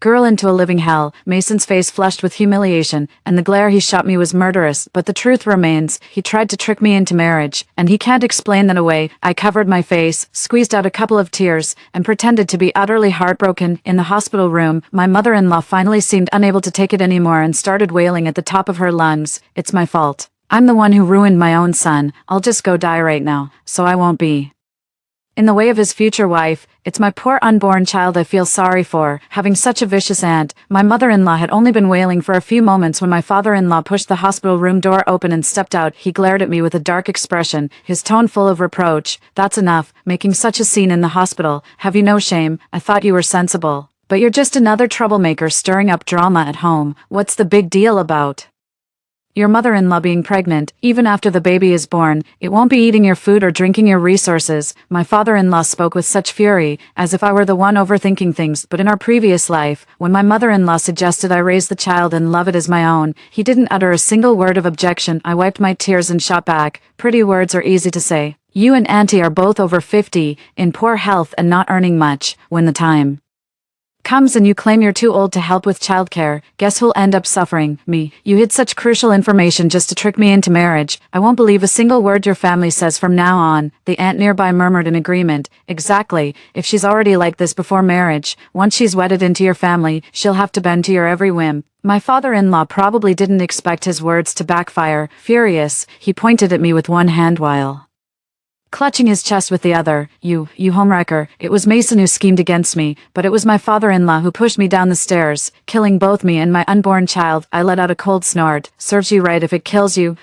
I don't deserve that title. I'm not part of your family yet. No, I should say I never will be part of your family. Mason was holding my father-in-law steady and patting his back to calm him down. At my words, his body stiffened, and he looked up at me in disbelief. Rhea, have you lost your mind? You're actually breaking up with me. Mason let go of his father's arm, ran his fingers through his hair, and snapped in humiliated fury. Will you stop this nonsense? You're carrying my child. Who else would you marry if not me? I said calmly. I could choose to terminate the pregnancy and not get married. Mason stared at me in disbelief, murmuring after a long pause. This is our first child. How could you even consider, with rimmed eyes? I cut him off and said, Mason, you choose, your mother's child or your own child. Which one will you raise? Mason hesitated as he looked at me, while his father, having regained his composure, suddenly slapped him on the back. What are you hesitating for? That's your own mother lying in that hospital bed. She's an orphan with no family, pregnant with your child. What else can she do but marry you? She's blackmailing you. Plain and simple. Mason's hesitant expression instantly hardened, and he said coldly, Rhea, let me make this clear. That's my mother in there. Using the baby as leverage won't work on me. His response didn't surprise me one bit. He's always been obsessed with saving face. I asked him, so you're choosing your mother over us? Is that it? Mason seemed convinced I was just being dramatic and nodded with certainty. Yeah, I'd choose my mom without a doubt. I rubbed my eyes and said, fine. Let's just call it quits. I turned away as I finished speaking, my gaze turning icy. Mason, I hope you'll always remember the choice you made. You were the one who didn't want the child first. The crowd behind us was chattering with condemnation for the Mason family, and Mason just stood there, watching me leave with a cold stare and didn't come after me. Thanks to the timely arrival of the ambulance, the baby in my mother-in-law's womb was saved, but the pregnancy remains unstable. She spent a day in the hospital, and Mason also took time off at his father's request to stay and care for her. Mason seemed to be giving me the cold shoulder on purpose. He didn't message me until the next day. Rhea, come on now. We're not kids anymore. Marriage is a serious commitment. You can't just call it off on a whim. As for my parents, they're insisting on keeping the baby. I've tried talking them out of it, but it's no use. Please try to understand where I'm coming from. If you're really upset about this, we can talk them around together after we're married. My mother's getting on in years. I really don't want anything to happen to her. I read the text message and couldn't help laughing out loud. Even at a time like this, they still refuse to give up. What a clever little scheme they've cooked up. A problem that should have been theirs to solve somehow became my responsibility to fix, all because I dared to be upset about it. Meanwhile, they get to sit back and reap all the benefits without lifting a finger. Without responding, I stood up and walked into the operating room. I woke up in the hospital room hours later. After struggling to drink some water, I checked my phone and saw Mason had sent 2 more messages while I was in surgery. Rhea, what's with the radio silence? The baby's getting bigger by the day. How does keeping this up help you in any way? The Masons all think I'll compromise for the baby I'm carrying. I'm now certain that the pregnancy was no accident, but it was too long ago. I have no evidence. Not that any of it matters now. I ran a hand over my flat stomach and offered a pale smile. The baby was gone anyway. No amount of scheming would do Mason any good now. I blocked Mason on WeChat and his phone number, settling in at the hospital to focus on my recovery, but Mason ended up calling me from someone else's phone. He was fuming on the other end of the line, saying, Rhea, I've already explained everything to you properly. Why can't you just cut me some slack? You've blocked my number and WeChat. Refusing to talk. Do you really expect me to show up at your door begging for forgiveness? It's only been a few hours since my surgery, and hearing his voice right now is utterly nauseating and irritating. I furrowed my brows and said coldly, Mason, I thought we made things perfectly clear that day. We're done. Don't bother me again. Mason went quiet for a few seconds on the other end, and I faintly heard my mother-in-law's voice in the background. I remember she was already over 3 months pregnant. Surely she wouldn't actually let the child grow up fatherless. The moment she finished speaking, Mason chimed in, Rhea, I suggest you think more about the child. I let out a light laugh. No need to think about it. I never intended for it to be without a father. Before I could finish, Mason blurted out impatiently, so you've forgiven me. Where are you now? I'll come pick you up right away. Let's get married immediately. I replied, no need. I'm at the hospital. I've already terminated the pregnancy. Someone as irresponsible and unwilling to step up as you doesn't deserve to be its father. Without waiting for his response, I hung up the phone directly. The suffocating weight in my chest finally released. I couldn't see the Mason's expressions at that moment, but for the next few hours, unfamiliar numbers kept calling one after another without a moment's pause. Judging by this, their reaction must have been quite a spectacle. I stopped paying them any mind and muted my phone. After hours of failed calls, Mason slammed his fist against the wall. His eyes were bloodshot, while Mason's mother remarked dismissively, you actually believe she got an abortion? She's obviously lying to you. She's probably waiting for you to beg for her forgiveness right now, Mason's mother said while sipping her herbal tonic to prevent miscarriage. Mason's father snorted coldly but remained silent. Mason stared irritably at his phone before suddenly turning to snap at his mother. Mom, would you just stop? Look at me, whose fault do you think this is? If it weren't for his mother messing things up, why would Rhea be giving him such a hard time? She was about to marry him, but now with this situation, who knows what's going to happen? Honestly, Mason doesn't think Rhea would actually go through with terminating the pregnancy. After all, Rhea's never had much love growing up. People like that tend to have the softest hearts. For some reason, he was overcome with a sense of dread, feeling that things were veering off course from his plan. Mason's plan was to trick Rhea into marrying him first. Once the marriage certificate was signed, even if she had regrets, it would be too late. With the family's assets being limited, if Rhea prioritized her child's interests, conflict with his parents was inevitable. A few more clashes like that, and the child his mother was carrying would surely be lost. By then, he'd be free from all worries, just his wife, kids, and a warm home. The stigma of urging his own mother to have an abortion wouldn't even touch him.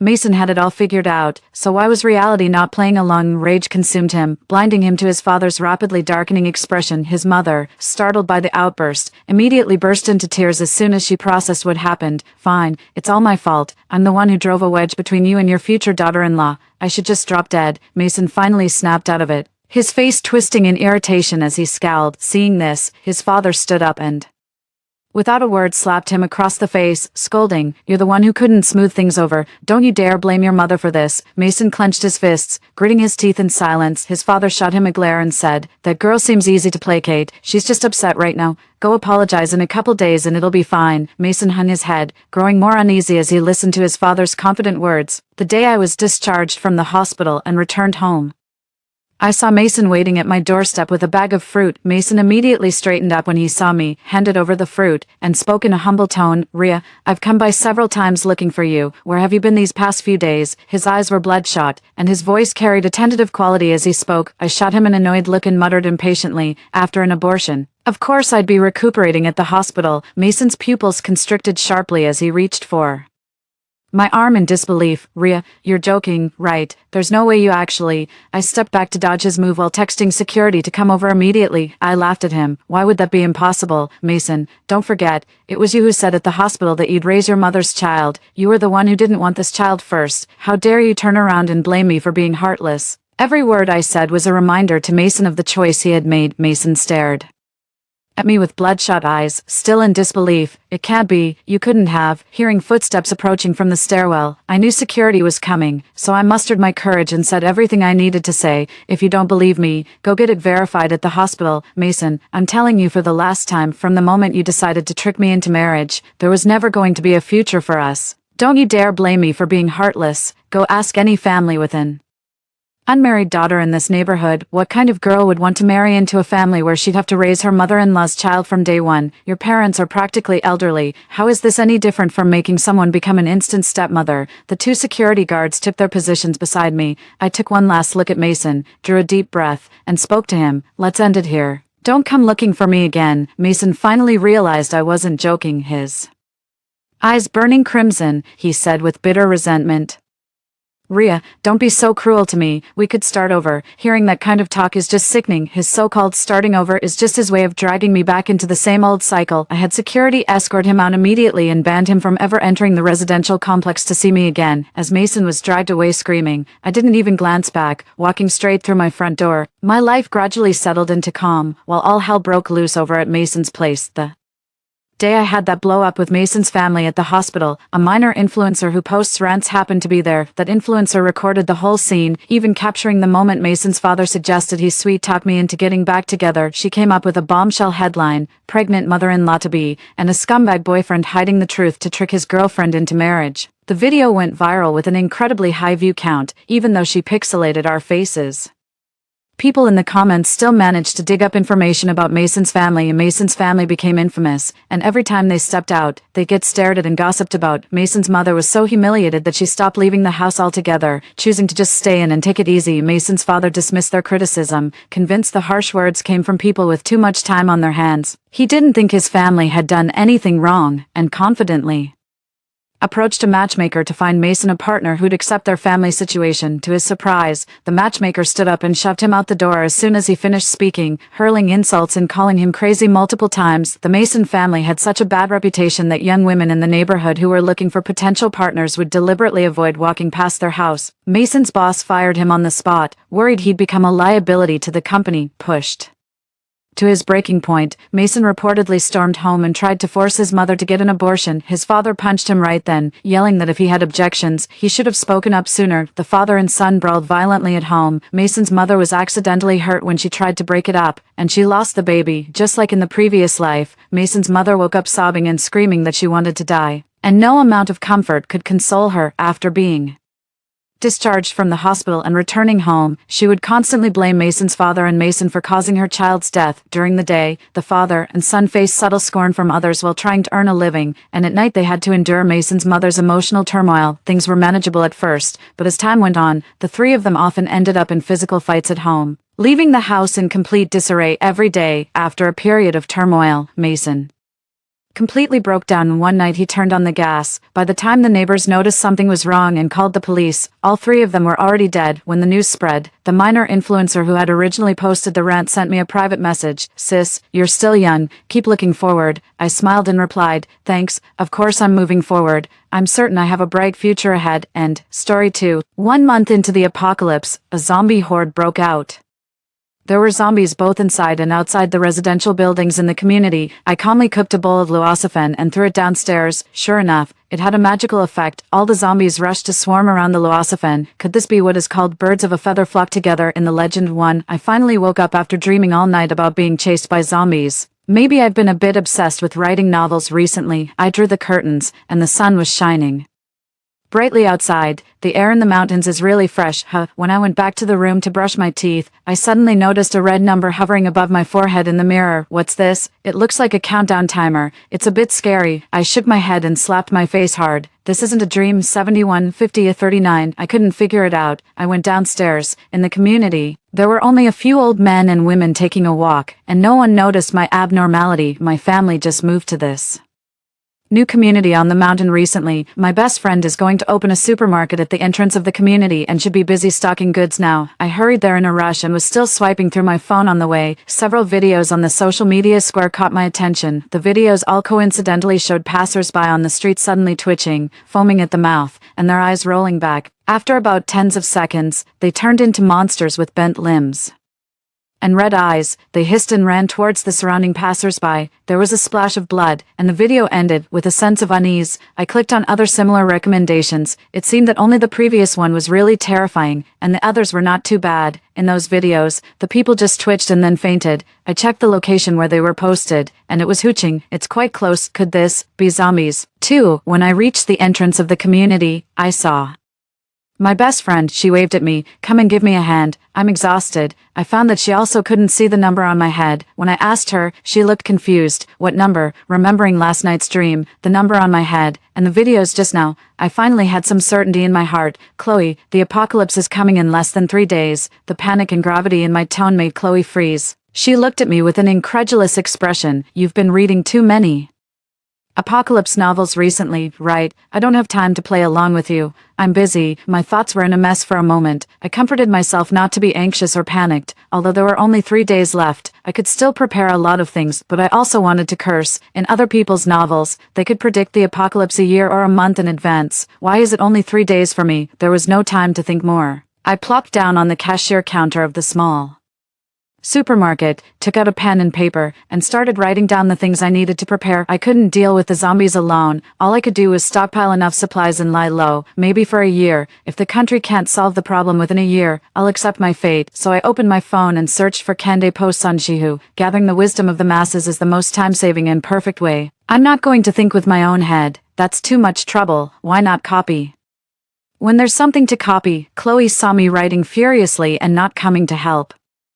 So she came over to take a look. "You're not serious, are you?" I listed 4 categories on the form: clothing, food, housing, and transportation, and filled in the things to be prepared one by one. With the form in hand, I'll have no worries in the apocalypse. I'll buy thick cotton clothes and pants for winter. I have a ready-made house, over 200 square meters, which is big enough to store a lot of things. It's just that the doors and windows are not strong enough, so I'll replace them. Needless to say, for food, I can just empty this small supermarket directly, then I'll go and buy some canned goods, seeds, and barreled water, as well as snacks, rice, flour, oil, meat, eggs, seasonings, and so on. There are so many things. I really need to prepare a lot of food, as well as daily necessities and medicines. I feel like the tip of my pen is about to spark while writing. I said, "Chloe, listen. I swear in the name of Willow's mother that I'm not joking. You go and check the news online now.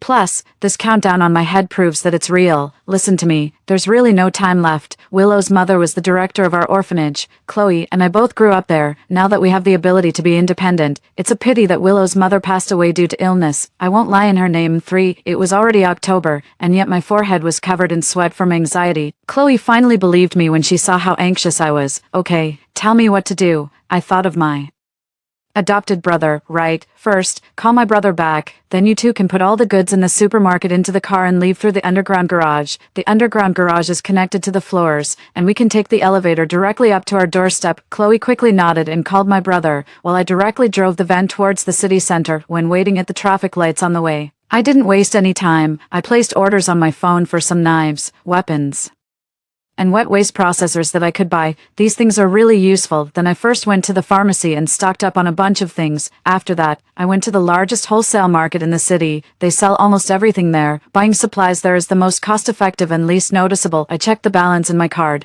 After buying the new house, there was almost no money left in my card. The previous house was rented out, and it's impossible to drive the tenants out.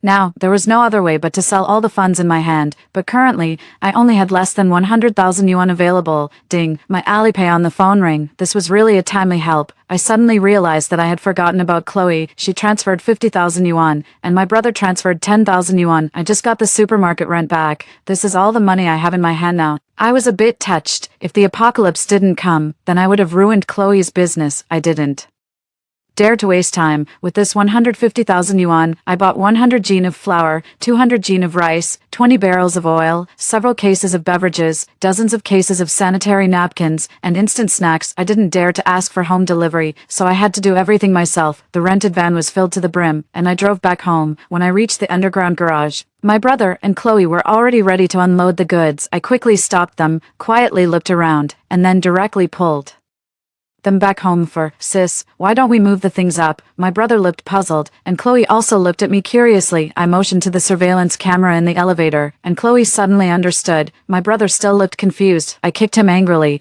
and then we went into the house one after another. "You're a college student, aren't you? Don't you know that bringing back so many supplies at once will attract attention?" Caleb then nodded as if he understood. My brother was adopted by a couple at a very young age. Because of his good looks, he was the happiest child in the orphanage, but fortunately, we didn't lose touch. Our relationship became even better after we grew up. However, his adoptive parents distanced themselves from him because they had their own child later. I paid for his college education, and sometimes he also earned money through part-time jobs. Although this is a new community with not many people, there are still people in the property management. Let's move the things up after 10 o'clock when there's no one in the monitoring room. Chloe didn't think of this and gave me a thumbs up. I took stock of the supplies and simply arranged the tasks for the afternoon. I'm grateful to my writer's brain that it can keep running at a high speed and help me with overall planning. This afternoon, Chloe, go to the supermarket and buy the things on this note. Then, little brother, you go and buy water. We need 100 barrels of barreled water. Got it, Caleb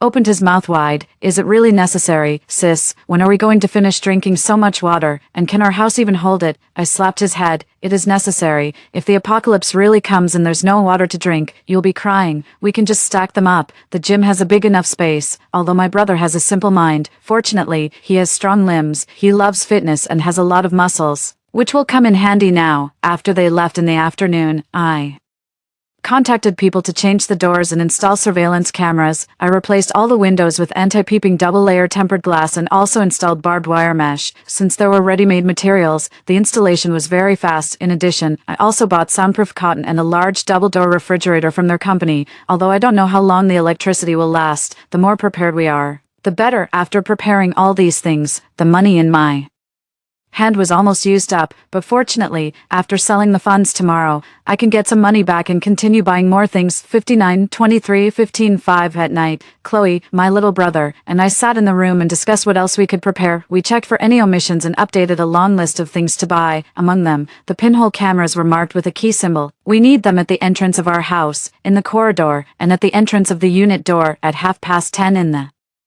Evening, I pasted adhesive tape over the camera in the elevator. The three of us gathered in the underground garage and started the frustrating process of moving the supplies. Fortunately, the elevator entrance was right next to us. We dragged and pulled the goods until the sky started to turn slightly white. The room was in a mess. Chloe and Caleb lay on the ground and fell into a deep sleep, looking at the full stock of supplies. I finally felt half at ease, afraid of wasting time. I got up after sleeping for 3 hours. I first called the child of the neighbor across the door. Our community is a new one with not many residents, but there are quite a few elderly people. On our floor, there's only me and an old couple. That old couple is very nice. They even gave me eggs once. During a chat, I learned that their son had passed away, but their granddaughter is quite filial. It's just that she's busy with work and can't come back often to visit. I'm not familiar with that girl. I just mentioned that Grandma hasn't been feeling well recently and asked her to come back and take a look, and to stockpile some food by the way to get through the winter. She agreed, and I let out a sigh of relief. If the zombies really come, it may not be safe in the company. It's better to stay at home, without even having to think about it. We know that the world in the apocalypse will be extremely cruel. This is all I can do. I don't want to see that kind and gentle grandpa and grandma turn into monsters. 6. After the funds were cashed out and the money arrived in the account, the three of us went to the supermarket together. We bought fruits, vegetables, and meat that could be stored for a long time, as well as a bunch of power banks and LED lights. We took our time, and the process was much easier than I expected. After buying walkie-talkies and nutrient soil, the neighbor Sophia finally came back. She knocked on my door. Sister, my grandparents are fine. Why did you suddenly call me back? You scared me half to death. I smiled sheepishly. I'm sorry. I saw that Grandpa and Grandma have been feeling lonely recently. They must have been missing you, so I resorted to this measure. Truly worthy of me. I can tell lies one after another without even drafting them. She nodded. Oh, I see. Then I'll stay for a few more days. Thank you. I nodded. I heard that it will be extremely cold this year. Since you're not usually around, remember to stockpile more dry food for your grandparents. Sophia nodded indifferently. I'm not sure if she really listened. I didn't know what else to say, so I closed the door. Then we started charging various electronic products and downloading games, TV dramas, etc., so that we wouldn't be bored later. Before going to bed at night, I checked the countdown. There were still 30 hours left. What should we do tomorrow? 7. The last day finally arrived. We didn't plan to go out today. Chloe was busy with the nutrient soil on the balcony, trying to plant some vegetables. Caleb installed the soundproof cotton, except on the balcony, but actually, the balcony has a relatively high safety factor. There's the anti-peeping glass and the anti-theft net, and the iron spikes on it are really intimidating. I installed the door stopper and sat on the sofa, looking out the window, feeling a bit scared. During the meal, we were all absent-minded.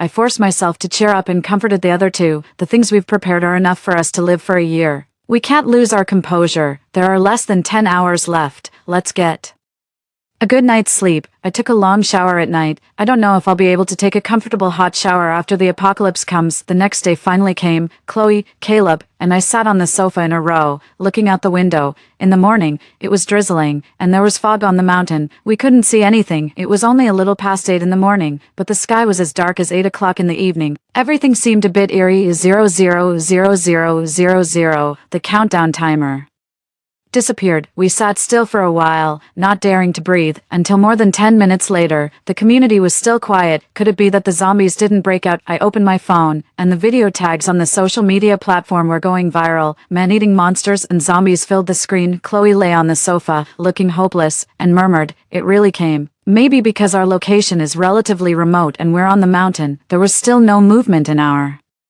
community. Just as I was feeling relieved, the sound of a car horn came from outside. The three of us quickly gathered by the window to take a look. It was a silver gray Phaeton. The community security guard opened the roadblock, but the car didn't move. The security uncle stuck his head out of the security booth and shouted, "Are you going or not?" Maybe because the community was too quiet and the balcony wasn't soundproof. Even though we were on the 9th floor, we could hear his voice clearly.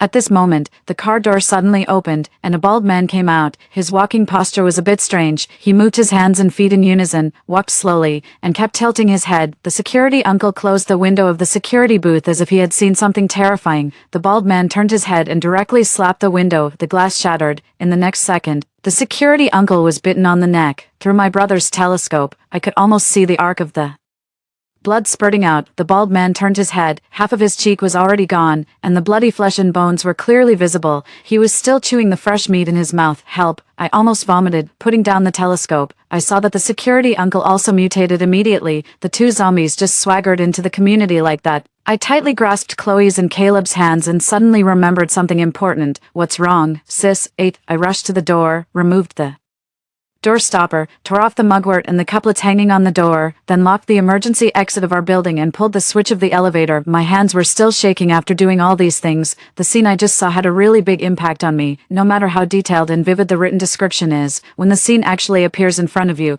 it's still hard to accept. When I entered the house, the door opposite suddenly opened a crack, which startled me. Sister. Emo, she pulled me into her house and walked to the balcony. Look, what's that? Seeing her look of horror, I had to tell her the truth. She was scrolling through the news on her phone, not believing it. So, you knew about this before when you asked me to stockpile dry food? No. I just guessed and thought it was better to be prepared. Sophia looked at me with a mournful face. It's over. I didn't prepare anything. I was at a loss for words. There was nothing I could do, so I had to share some food and water with her. This is enough for your family to eat for 2 months. Save it. After that, I blocked her view of looking into my house and closed the door. Suddenly, I felt extremely tired both physically and mentally, even though I hadn't really done much. Caleb came over and sat beside me. Sister, don't worry. If anything really happens, I'll protect you. Then he showed off his biceps. I pushed him away with one hand. Bah. Don't say such unlucky things. It's better to think about what to eat for lunch. I pulled Chloe into the kitchen. We were going to have fried chicken and drink some beer for lunch. Among the three of us, Chloe has the best cooking skills. Before, I said she shouldn't open a supermarket but a restaurant instead. Sitting in the dining room, our attention was immediately attracted by the fragrant, tender, and crispy roast chicken. Having some beer with the three of us was really wonderful. After the meal, we drew the curtains, leaving only a small slit, and turned on the lights. Although the windows in our house are anti-peeping, it's still better to be careful. 9. For several consecutive days, there weren't many zombies in the community, and they were all within sight. They wandered around aimlessly, and everyone was too afraid to go out. On the 9th day, the water supply was cut off, but in fact, since the end of the world came, our family has been using barreled water, except for taking showers. Because we were afraid of drinking unclean water, the water cut off obviously stumped a large number of people. All the residents in the community were asking for help in the property management group, asking if anyone had water to spare. Unexpectedly, there was really such a fool. A girl in the opposite building said she had water at home, more than a box, because she usually had the habit of stockpiling drinks. Well, the people in the group flocked to her. The girl seemed quite proud and asked the residents to come and get it themselves, giving only 1 bottle per family. The residents in her building were okay, but the residents in other buildings were in a dilemma. We observed for another 2 days. Maybe they were really too thirsty to bear it. 2 men came out from our building. They threw something in a distant corner of the community. The sound immediately attracted more than a dozen zombies near the garden. Taking this opportunity, the 2 of them walked barefoot to the opposite unit. When the zombies reacted, they had already closed the unit door early. Even if the zombies came, they couldn't find anyone. We waited for an hour, and we didn't see anyone come out with water. Chloe, Caleb, and I took turns watching. Until evening, everyone in the community group was asking about the situation. It seemed that everyone was also observing the movements in the community. A shrill scream came from the opposite building. In the quiet community, this sound was too terrifying. The zombies also reacted to the sound and crashed into the unit door of that building fiercely and excitedly. Banged on. The unit door was smashed open. The sound just now seemed to be Kiki's. Someone in the group said, Kiki, that is the girl who gave out water. The group was silent, and no one spoke anymore. 10. On the 16th day of the apocalypse, my younger brother caused our family a big trouble. You said your buddy wants to come and seek refuge with us. How did they know we have supplies? How many people? Where are they from? Caleb showed us his phone. Maybe I mentioned it once before. There are only 2 people, him and his girlfriend. They came from Baihu Mountain next to us. They were trapped in a banby there before. Chloe and I looked at each other. You told them the address. Caleb looked at me innocently and nodded. I just wanted to twist his head off. Chloe hugged me and whispered to calm down. How could I calm down if these are people with bad intentions? Aren't we just giving ourselves away? Unlucky younger brother. Shit, Caleb.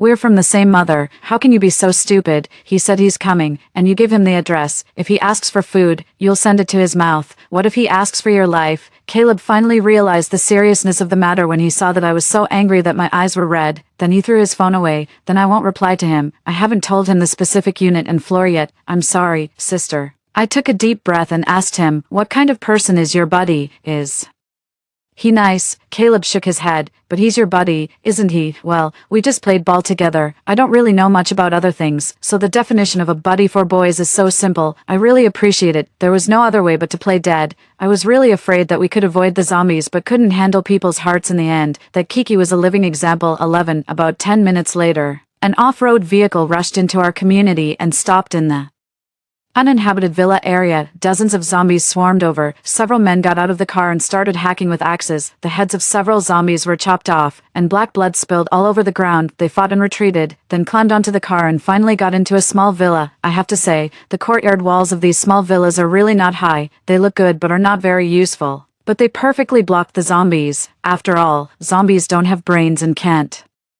climb over the walls. I could clearly see their every move from a high place. After observing, there were 3 men and 1 woman in total. I asked Caleb if that was the buddy he mentioned. He took a look and then nodded. I sneered sarcastically, "This is your buddy, 2 people, contemporary college students chopping zombies with axes. Can you do that?" Caleb shook his head wildly. "I didn't think those people looked like college students. They looked more like street thugs." The thugs sent messages asking which building we were in. I took Caleb's phone and didn't reply. They got anxious and bombarded us with messages nonstop, from suspicion to threats. I remained unmoved. If they have the ability, they can check each household one by one. Seeing that we didn't answer the phone either, a guy named Hunter kicked the base of the wall and cursed something. I watched coldly and punished my younger brother by making him watch Chloe and me eat hot pot at noon. One trouble after another. Today is destined to be an unlucky day. In the evening, the community group started causing trouble again. This time, it was about asking for food, but obviously, half a month had reached the limit of some families. No one had extra food, until someone mentioned, "I remember there was a supermarket at the entrance of the community, right?" There was a chorus of agreement below, saying that they could go to the supermarket to bring back some supplies, but unfortunately, the boss who signed the lease contract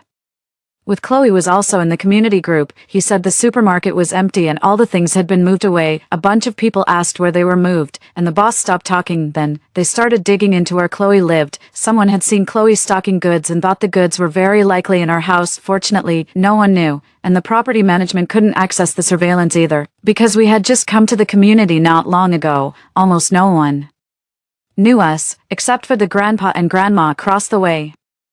Sophia. As soon as I put down my phone, I immediately opened the group chat. Sure enough, Sophia told everyone our home address. Oh, I was so angry that I almost laughed. "Sophia, the sister you mentioned seems to live across from me. They seem to have stockpiled a lot of supplies. Our family got some from her." Well, now there's no need to fish for information about the address, because Sophia's group chat note is Building 3, Unit 2, 901. I clicked on her profile picture and directly sent a message. "Are you crazy? What's the benefit for you to expose our home address, Sophia?" She even sent a question mark. "Me. Our house has an explosion-proof door. They can't open it even if they come. You tell me, if they can't open our door, what will they do?" Then I directly blocked her. I ignored her repeated apology requests and just pretended not to see them. 12. Chloe scolded Sophia for a long time and asked what to do next. I paced around the house, brainstorming. Although our door is really strong, what if they attract the zombies? Seeing the 3 men and 1 woman who were still staying in the villa area, I came up with an idea. Yes, I hired them to guard our door and let them fight against those who wanted to rob our food. As long as they stop all living things from entering the unit door, they can get food and water from me. Of course, I won't give them much. I'll only give them enough food to barely support their strength. They agreed. They didn't have the right to negotiate with me at all. Through the surveillance camera I installed downstairs, I saw that they occupied the first floor of our unit. The few of them were talking about checking which floor we were on and then coming up to kill us and seize the supplies. I sent a message to that Hunter. "Don't even think about coming up. If I see one of you missing on the first floor, your food will be in trouble." Hunter looked around. Maybe he knew I had installed surveillance, but he couldn't find it. I sent another message. "You can't break open my door with an axe either, otherwise, we can all perish together." I attached pictures of electric batons, crossbows, and a bunch of self-defense weapons I bought online. To be fair, if there were no firearms, I wouldn't be afraid of these few people. That night, everything was peaceful, and no residents came to our unit. I packed a few cans and a bottle of water and asked Caleb to lower them downstairs with a rope. This was a blind spot, relatively safe, and not many people noticed. The Next night, people came. The residents finally managed to reach downstairs of our house but were blocked by several big men. From the surveillance camera, I heard that they actually wanted to instigate Hunter to join them. Fortunately, Hunter refused. Otherwise, it would really be difficult to deal with. 1 month into the apocalypse, there was a power outage, and people fell into a new panic. We communicated with Hunter through walkie-talkies. After observation, we found that the zombies' hearing was not much better than that of ordinary people, but their sense of smell was extremely sensitive, so I generally don't give them things with a strong smell. Once I sent a bowl of luocefen down to them, it almost attracted all the nearby zombies. Fortunately, Hunter reacted quickly and directly threw out the unfinished noodles by giving them a slap and a sweet date from time to time. I felt that they had even been tamed. That night, the three of us were in the mood to play cards in the living room. Maybe we got carried away and forgot the time. After all, there really wasn't much entertainment in the apocalypse. This deck of cards was also found with great difficulty. It was already past 3 o'clock in the morning after playing cards. Just as we were about to turn off the lights and go to sleep, there seemed to be some movement outside the door. My drowsiness disappeared immediately. I lay down on the door and listened carefully. It seemed to be the sound coming from the emergency exit. I called Chloe and my younger brother to hold their weapons tightly and be on full alert. Through the faint moonlight, a bloody face suddenly appeared in front of the peephole. Dong dong. A moderate knocking sound came. It was particularly harsh in the quiet night. I was so scared that I directly sat down on the ground.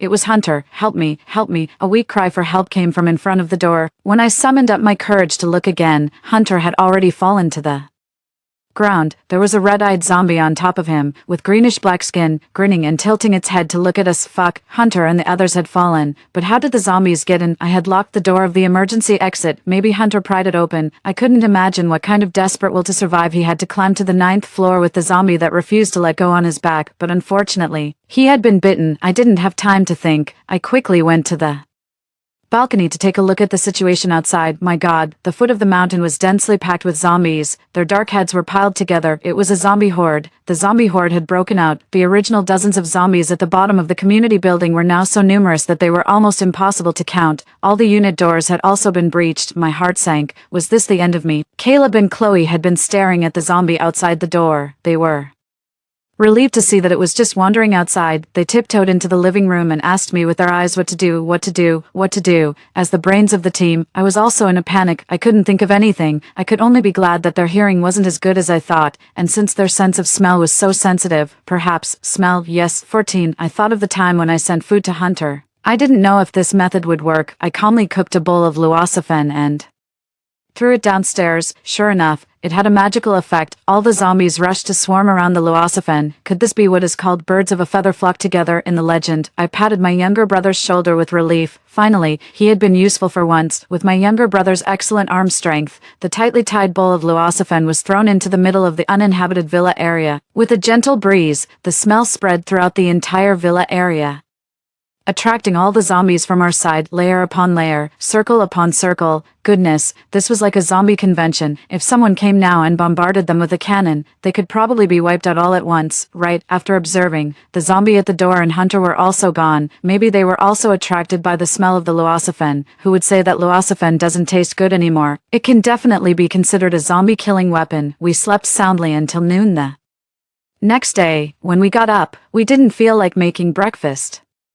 We ate a few packs of potato chips and drank a few cans of Coke and then started observing the zombies again. After one night, maybe the smell had dissipated almost completely. The group of zombies dispersed again, but fortunately, they didn't take the initiative to come upstairs. In this way, the two sides lived in peace for more than a week. Then people came to the community. Several military green off-road vehicles drove in swaggeringly. A bunch of soldiers in combat uniforms got out of the vehicles nimbly, picked up their guns, and started shooting at the zombies. Two people stood on the vehicles and sprayed something in the community with long pipes. Suddenly, white mist rose everywhere, and the situation couldn't be seen clearly. The people in the community were in an uproar. I saw that some people even opened the balcony windows and looked down, shouting, "They are soldiers, we are saved, we are saved." Caleb and Chloe also looked at me happily, but I still felt a vague sense of unease in my heart, and I couldn't tell why. About an hour later, the white mist dissipated, and the community returned to tranquility. There wasn't even a single zombie's body visible downstairs. It was so clean that it was as if the apocalypse had just been a dream that everyone had. Only the pile of supplies left on the ground proved that this wasn't a dream.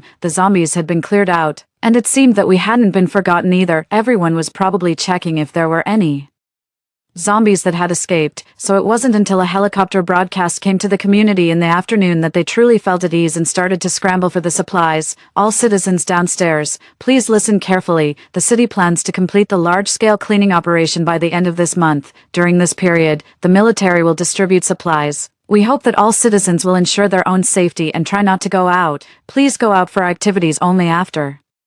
Hearing the broadcast notice, the broadcast was repeated 3 times, and then the plane left, and today is December 23 RD. Perhaps because the military had been here, the atmosphere in the community became much more relaxed, and the problem of the shortage of supplies was also solved. There were even people singing on the balcony, and there were responses from the opposite side. Everything was developing in a good direction, even in the 2 days approaching the end of the month. Some bold people went downstairs for a stroll. Seeing that there seemed to be no problem, more people began to talk in the yard downstairs, and it was a scene of peace and harmony. Sophia next door also brought her grandparents out and knocked on our door to apologize for what had happened before. I didn't say anything. I just told her and her grandparents to wait for the official broadcast notice before going downstairs. She smiled casually. There are so many people downstairs. If there were zombies, they would have come out long ago. Sister Emo, are you being too nervous? After saying that, she was about to leave with her grandparents. I wanted to stop them, but the grandparents patted my hand. We'll follow Sophia. It's okay, little Emo. I was extremely anxious when I saw that they wouldn't listen to my advice because the red countdown on my head started again. 15. It was almost New Year's Day, and the weather was gradually getting colder. We put on the cotton clothes and warm baby pads that we had bought in advance. We sat around at home, holding hand warmers and watching a movie. We didn't dare to go out. The countdown on my head was still clearly visible, and I was at a loss as to what to do. 11, 59, 12 on this day. Sophia and the others were going downstairs for a walk again. Apparently, they had relaxed their guard since they had gone downstairs last time without any problems. I still tried to stop them, but they wouldn't listen. When I saw that I couldn't stop them, I had to close the door. As soon as I closed the door this time, I heard a scream outside. Sophia. I froze with my back to the door and didn't dare to look. Caleb took a look through the peephole. Sophia was bitten. It was Hunter. He was actually still alive, so he hadn't left our building that day. Chloe wanted to go out and save the grandparents, but I stopped her. There was no hope of survival anymore. How could those 2 old people possibly survive alone? But what if I had stopped them just now? The old couple tried their best to push Hunter downstairs, and they themselves were bitten countless times. They came back crying and hugged their granddaughter tightly. In front of my door, they said, "Sorry, little Emo." Then they went into the house. Perhaps this was already the best outcome. Chloe hugged me and said it wasn't my fault. Yes, if Sophia hadn't exposed the location of our home in the group that day, I wouldn't have hired Hunter. And perhaps such a thing wouldn't have happened. A zombie fell downstairs, scaring away the residents who were immersed in the joy of being saved. The community returned to its former tranquility until the afternoon. That team of soldiers came again. This time, they thoroughly searched every floor and every household in the community, including the rooftop. There were occasional gunshots echoing in the community. It seemed that there was more than one zombie that had escaped. It was quite close. Attention, all citizens, all sources of the virus in this urban area have been cleaned up. The city is about to resume reconstruction, and citizens can go out for normal activities. The darkness has passed, and a beautiful tomorrow awaits us. As soon as the broadcast ended, the electricity in the community came back on. The lights suddenly came on, and the countless lights in the houses were just like before. 00000016. Only then did I understand that the final countdown was actually the countdown to the complete elimination of the zombies. Now we could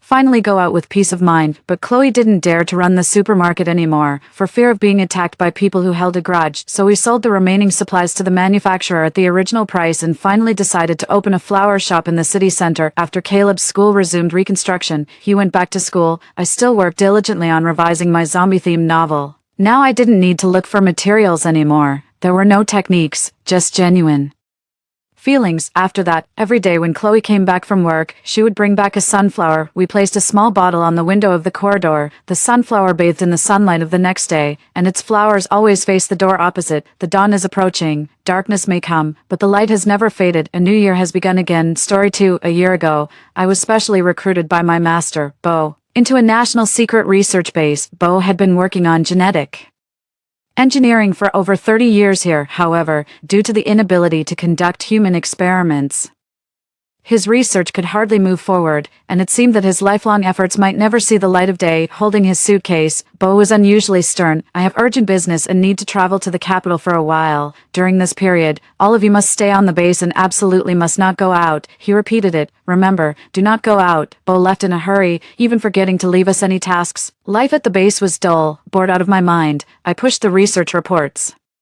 to the side of the desk and pulled out my phone to browse some forums. My senior, Barrett, tiptoed up to me and whispered, "I've stolen a gene optimization injection from Bo's lab. He definitely did it on purpose," knowing well that once he told me, it was as good as telling the whole world. Everyone in our group became restless. A small glass vial was placed on the table, and a few heads gathered around to discuss our daring plan. Barrett asked, "Who's going to do it?" One by one, my seniors shook their heads. My senior sister, Beatrice, timidly shrank back. "Maybe we should just put it back. Master is not here, and if it fails, the consequences are unimaginable." "Cowards, all of them. I'll do it." I rolled up my sleeves. I trust Bo's abilities. I didn't have the reservations others had. I've always been on my own. The only family I have is my mother. Last year she even got herself a stepfather, so I didn't need to worry about her anymore. I was too curious about Bo's proudest work of his life, so with the grit of my teeth, I lay down on the bed. "Go ahead, but be gentle. I hate pain." The cold liquid was pushed through the syringe into my veins. Just as my sister was applying a bandage, I received a call. "Hello, is this Camila's family? Camila is going into labor. Please come to Wyron Maternity Hospital immediately." Scammers, I snapped and hung up. No sooner had I put down the phone, it rang again. Just as I was about to hang up, I saw it was from my mom on the phone. She was gritting her teeth and hysterically yelled my full name. "Brianna, you little devil, get over here now." I was stunned. Could my mom really be having a baby? I had only graduated and joined the research institute less than a year ago. Was my mom really at home bored enough to have a second child? But at that moment, I couldn't afford to be shocked. I borrowed Barrett's car keys, jumped into his SUV, and rushed to the hospital. As I left, Beatrice chased after me. The observation period isn't over yet. I waved my hand. "I'll write the report when I get back." I'm off. At the hospital, the nurse told me my mom was already in the delivery room, and I could only wait outside. The wait was excruciating. I grew increasingly restless and felt a feverish heat throughout my body. My muscles began to swell, and I couldn't bend my legs to sit down, so I leaned against the wall. Passing nurses and other family members frequently turned their heads to look at me. I opened my camera and saw my face red and flushed, my eyes bloodshot. Breathing became difficult, and the sound of my heavy, rapid heartbeat echoed in my ears. The drug was taking effect. The passing nurse finally noticed me. "Are you all right? Do you need to be taken to the emergency room?" I shook my head and declined. The injected substance was confidential, and with unknown side effects. I absolutely couldn't reveal it at the hospital. Moreover, my body's reaction wasn't typical of illness, nor something the hospital could alleviate. It was out of the ordinary and would only cause unnecessary trouble. The only people I could turn to were my colleagues in Bo. With trembling hands, I dialed Beatrice's number. It took a long time for her to answer, and the line was filled with various interferences. After a while, I heard her voice. "Urgent, Brianna, no matter where you are, pack up and leave the South City immediately. Run." The last two words she screamed out, before I had the chance to ask in detail. The call on the other end was abruptly disconnected. When I tried calling back, the voice message indicated that the phone had been switched off. I attempted to reach Barrett and my colleagues at the base one by one, but to no avail. Either no one answered, or their phones were turned off. I couldn't even get in touch with Bo. A sinking feeling slowly took over me. Something was definitely amiss. Without pausing to figure out what exactly was happening, I instinctively decided to trust Beatrice's words. Grabbing my mom and the soon-to-be-born baby, I ran. An hour later, the restlessness in my body subsided, and my swollen muscles relaxed. I felt less uncomfortable, noticing some indescribable changes in my body, which I meticulously recorded in my memo. Soon, the delivery room doors swung open, and a nurse handed me a tightly wrapped bundle before wheeling my mom out. She looked pale but managed a weak smile and said, "Congratulations, my girl, you've got a little sister now." I frowned. "What is this ugly thing you've given birth to?" Despite just having given birth and still being weak, my mom did not hesitate to slap me, saying, "You were even uglier when you were born." Me. Impossible. Absolutely impossible. Holding the soft bundle felt like holding a bomb. My body tensed. I wanted to throw it away, but all I could do was to hold it carefully. "Where's Bennett?" "He let you come to the hospital by yourself to give birth," my mom weakly retorted. "He had some issues at school, Something about a disturbance. He tried to get leave and come here, but got stuck in traffic. Don't blame him. I was not in the mood to listen. I never liked Bennett much, and now, holding the little bundle, I leaned closer to the nurse. My hearing had become unusually sensitive, and I focused on listening to two nurses who were whispering while pushing a hospital bed. Did you know about that truck brought into the hospital today? Yes. Sent to the psychiatric ward on the 4th floor. The security guard said they all looked quite abnormal. Never seen such aggressive psychiatric patients before. Quite scary. I heard that Zenon Hospital couldn't accommodate more, so they distributed them to several hospitals. Our hospital is close by, so we received the most. The nurse pushed my mom into a single room. I sent the nurse away and fed my mom 2 cans of Red Bull, urging her to put on some warm clothes, though puzzled. My mom complied, seeing my insistence. I borrowed a wheelchair from the nurse's station and, despite my mom's protests, picked her up. Both of us were stunned at the same time. My mom exclaimed, "How are you so strong?" I was shocked too, feeling almost as if I was lifting a bamboo pole. My mom was frighteningly light. I should weigh at least 120 pounds after giving birth. I silently observed the muscles bulging on my arms, guessing that this enhanced hearing and sudden strength were probably effects of a genetic enhancement serum. Placing my mom in the wheelchair and stuffing the little bundle into her arms, I squatted down to look her in the eyes, speaking slowly and clearly. "Mom, listen carefully to what I'm about to say. For our family to survive, don't ask any questions, just follow me." My mom looked into my eyes, not understanding what was happening or what I was about to do, but Miss Camila, who had been shrewdly navigating the marketplace for over 40 years, knew the importance of timing and immediately fell silent, nodding anxiously and instinctively holding the baby tighter. Perhaps being newly postpartum made her psychologically fragile, filled with dependency and trust towards her loved ones. Fortunately, she trusted me. I looked down at the little burden in her arms, grateful that the child was well behaved. She quietly nestled in my mother's arms without crying or fussing. I took a deep breath, stood up, pulled the hood of my mom's sweatshirt down, and covered her completely. When we entered the hospital, I had roughly surveyed the layout. The ward building was connected to the outpatient building, and my car was parked outside the latter. I managed to dodge the nurses and wheeled my mom out of the ward building. Just as we reached the corridor leading to the outpatient building, I could see commotion breaking out on the opposite side. On the 4th floor, the maternity ward was on the 6th floor, but right now, the outpatient building's 4th floor was swarming with people. Some were fighting. Screams and panic filled the air as people fled the 4th floor. I blinked. I was slightly nearsighted and usually needed glasses for experiments, but at this moment, I could clearly see people dozens of meters away. I saw several patients in hospital gowns, recklessly knocking down people around them. One bald patient, who looked to be in his 50s, was biting into the neck of someone he had knocked down. People were terrified and scattered in every direction. A few tried to intervene and pull him away, but the patient was too strong. They couldn't hold him, and, unfortunately, were bitten or scratched, forcing them to retreat. This patient was unabashedly ripping flesh from his victim and swallowing it greedily. As he moved, I could see his face clearly. His eye sockets were sunken, his eyes bulged without pupils, his skin was pale blue, and complex blue veins swelled under his skin. He was no longer human. It reminded me of the times at the research institute when my colleagues and I would joke about zombies and biohazards while eating back then.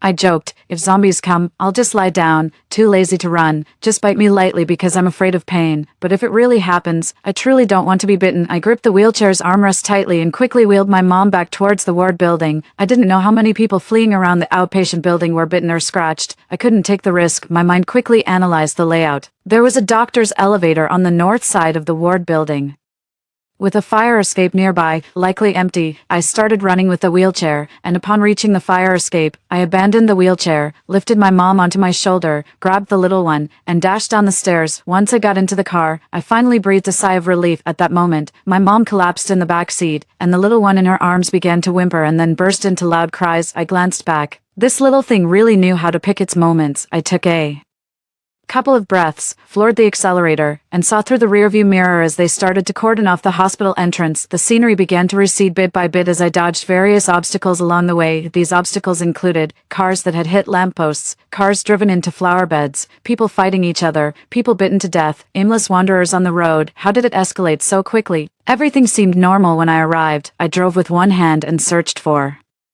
information on my phone with the other. At this point, driving safety was the least of my worries. The place was fraught with danger, and traffic accidents seemed trivial in comparison. Breaking news: a group of psychiatric patients escaped during a transfer between hospitals. These patients are highly aggressive and dangerous. Authorities are actively pursuing them. Citizens are advised not to panic, to stay indoors, and to flee to the nearest building if they encounter suspicious groups.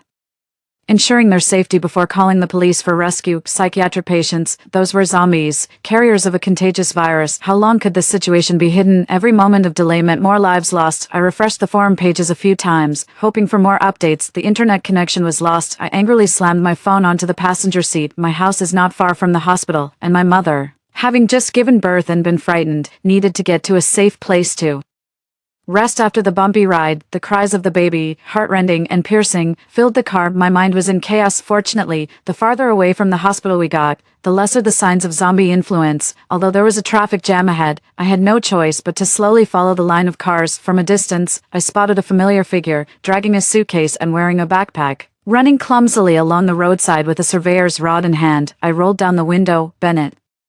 Bennett's face lit up when he saw me. My mom immediately sat up straight and rolled down the back window. Bennett, breathless, Bennett ran over, his eyes red-rimmed. Seeing my mom and the tiny bundle in her arms, tears started streaming down his face. Cecilia, I'm sorry I'm late. My mom rolled her eyes. What are you talking about? I'm fine. Bennett asked. You're fine. Is our new baby a girl or a boy? Cradling the little one, my mom replied. It's our second daughter, wiping away his tears. Bennett broke into a smile. A daughter, great, I love daughters. May she grow up to be as outstanding as Brianna. My mom playfully scolded him. What are you waiting for? Get in the car. Bennett tugged at the car door but couldn't open it. I watched him coldly. I hadn't forgotten what my mom mentioned about his school experiencing disturbances. What happened at the school? With a serious face, Bennett replied. There were 6 students biting others, but they've been taken away by the emergency services. I looked at him warily. Bennett, have you been scratched or bitten? Impatiently clinging to the window, he responded, no. Noticing a crusted wound on the back of his hand, I narrowed my eyes and rolled up the window. Just then, the traffic began to move slowly, and I pressed on the gas to follow. Behind us, Bennett, with his backpack and dragging his suitcase, chased after us, his sparse hair in disarray. My mom, anxious, tapped the seat. Brianna, let your uncle in the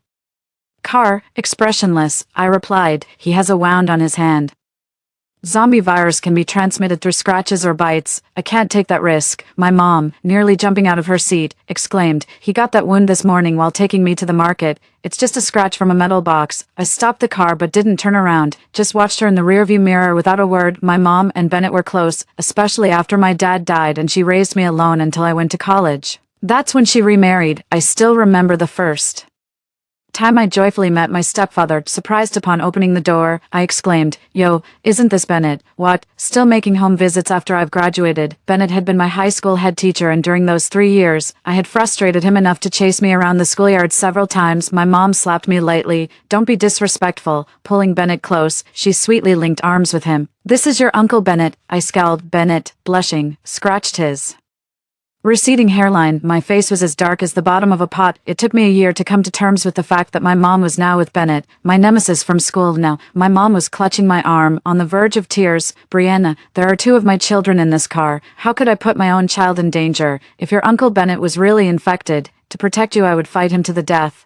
But currently he is not infected. He hasn't been scratched. He is your sister's father, my husband. I can't just watch him die. Can we please clarify this first? Silently watching her, then glancing at the crying baby that was giving everyone a headache, I finally pressed the unlock button on the car. As the gasping Bennett approached, I stepped out, took the suitcase and backpack from his hands, tossed them into the trunk, and then, ignoring his struggles like a little chick, I tied him up securely with a safety rope. I stuffed a car cleaning cloth in his mouth, threw him in the trunk, and dusted off my hands. My mom, with a clear conscience, I said, for safety's sake, just in case he really does something, it prevents him from suddenly attacking us. As I drove into the residential area, I could see from afar the ambulance at the entrance, flashing red and blue lights. I rolled down the window and asked the security guard, who was huddling in his booth, what exactly had happened. Trembling, the guard said, There's a person with a biting mental illness in the building. Seeing the fresh, clear bite marks on his wrist, my heart sank. This community had not been spared either. It was no longer safe to go home, but where could I go now? I drove the car to a hidden corner. The car windows were tinted for privacy,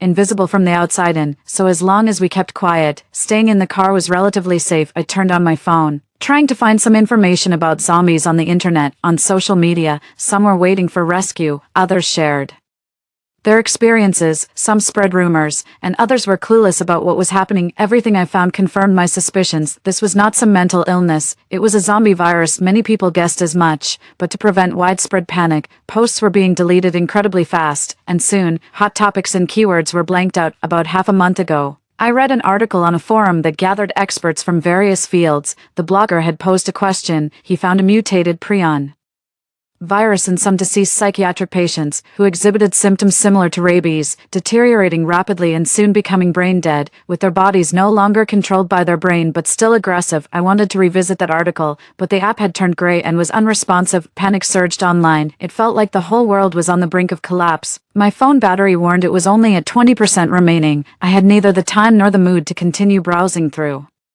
strangers' fears and rumors. After charging my phone, I restarted the car. We couldn't just stay here indefinitely. I always felt this place would soon fall. Apart from the virus, there would surely be human-caused disasters too. I had seen enough of humanity's dark side in the news. I needed to find a shelter, but where could we go besides home? Then I remembered a place. I quickly pulled up the map and set a destination. Beau's hometown, Riverton. Beau was a nationally protected elite, rarely leaving his research base, and he also had a residence in the city, but few knew that Beau was a traditionalist. He went back to his hometown every holiday. In Riverton, he had an ordinary-looking two-story house which hid much beneath the surface, including a three-story basement larger than the house itself. Before the spring festival, Beau had me help install a gas generator there. He treated it like a retirement home. Fully equipped and self-sufficient, I decided to head there, to wait for any news of Beau. If there was any to be had, Beau's house was usually unoccupied and nearly devoid of supplies. I needed to stock up before the news of the zombies spread wider, as it would only become riskier and more difficult once chaos ensued. The virus had spread from several major hospitals in the city. The further from the city, the safer it would be, as the virus wouldn't spread as quickly. However, public panic would soon become the greatest disaster. I had less than 2 days to prepare with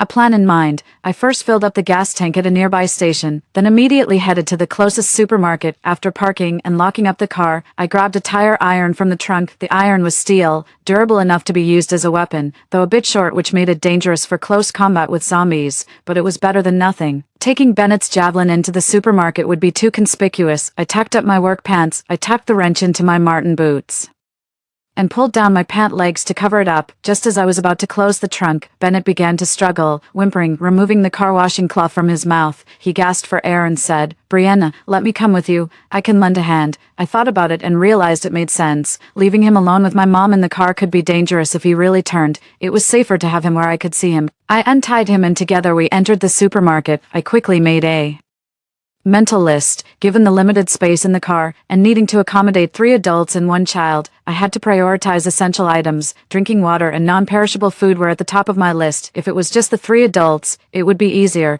but the real trouble was the newborn. I first grabbed several large bottles of mineral water and threw them into the shopping cart, followed by some canned ham, instant noodles, biscuits, and bread, all easy to carry and store after stocking up on as much food, water, and daily necessities as possible.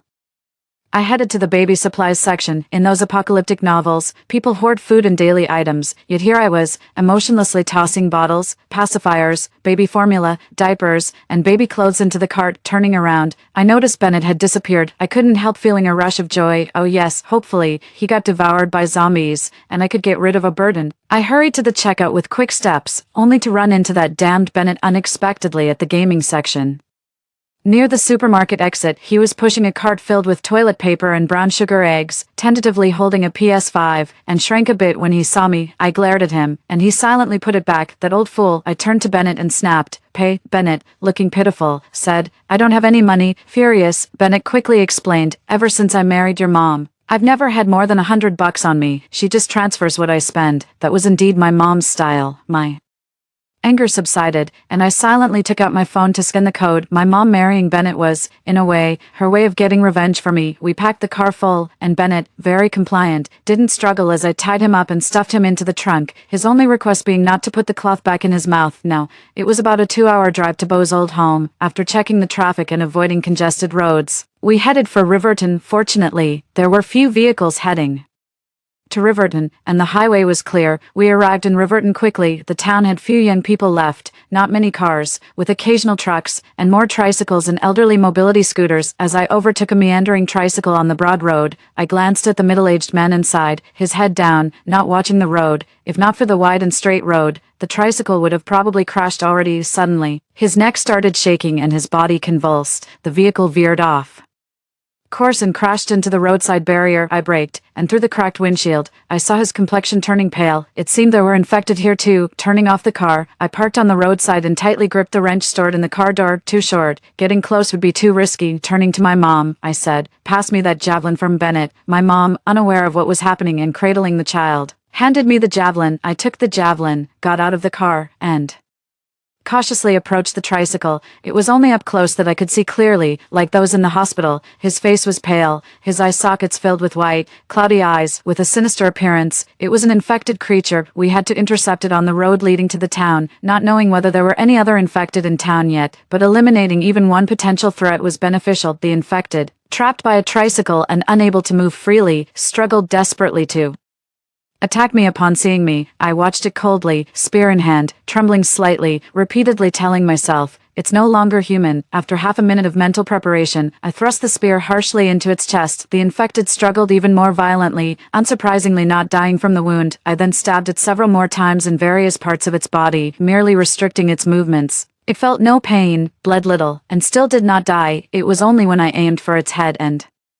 stabbed forcefully that it finally stopped moving. My guess was correct. The head was its weak point. It seems the prion virus had nested in the brain tissue. After killing the zombie, I continued driving into the town, observing as I went. The village was sparsely populated, mostly by the elderly and children, with few people coming in or out. Soon, I arrived at Beau's house. I had been here a few times before, and all his passwords were the same. I unlocked the door on my first try. I parked the car in Beau's yard, entered the small building, and my mother and Bennett followed, their mouths agape in astonishment. From the outside, it looked like a simple two-story building, but underground, it spanned 3 floors and was much larger than the surface floors. Here, we could solve the issues of electricity and water. Beau's house had solar panels, but they were only enough for lighting. They were inadequate for large power demands like air conditioning or refrigerators. I checked the diesel generator and the 20 large lithium-ion batteries. There were quite a few. Estimating the battery life, if we conserved and reduced battery usage, they could last us at least 20 years. Beau's habit of stockpiling, fearing a power outage in the lab, seemed quite prudent now. Bennett, who had been a physics teacher and enjoyed tinkering with repairs and assemblies, was able to help. Together, we converted the gas generator into a diesel coal-powered generator. After all,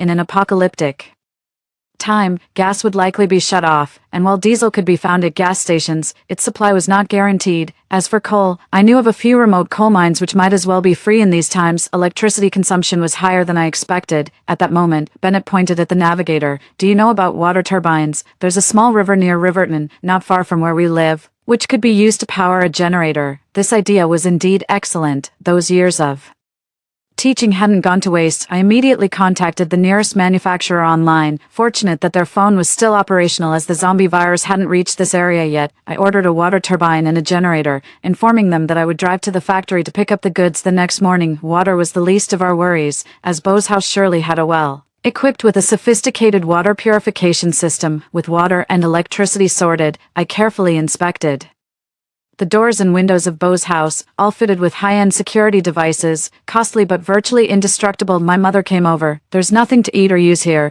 Indeed, there was nothing, so it was time for me to take action. Beau's basement had a large cold storage room, primarily for storing experimental samples, but it was currently empty, perfect for storing supplies. I didn't have time to explain further and asked my mother directly, "How much money do you have? Transfer it all to me." Reluctantly, my mother opened her mobile banking app and transferred 300,000 yuan to my bank account. "That's all I have," I reassured her. "Don't worry, soon money will be worthless. Nowadays, getting anything in exchange is a profit," I stated, though my mother's expression suggested she wasn't really comforted by these words. I settled my mother and the newborn, letting them rest first. After all, my mom had just given birth and the little one had just arrived into this world.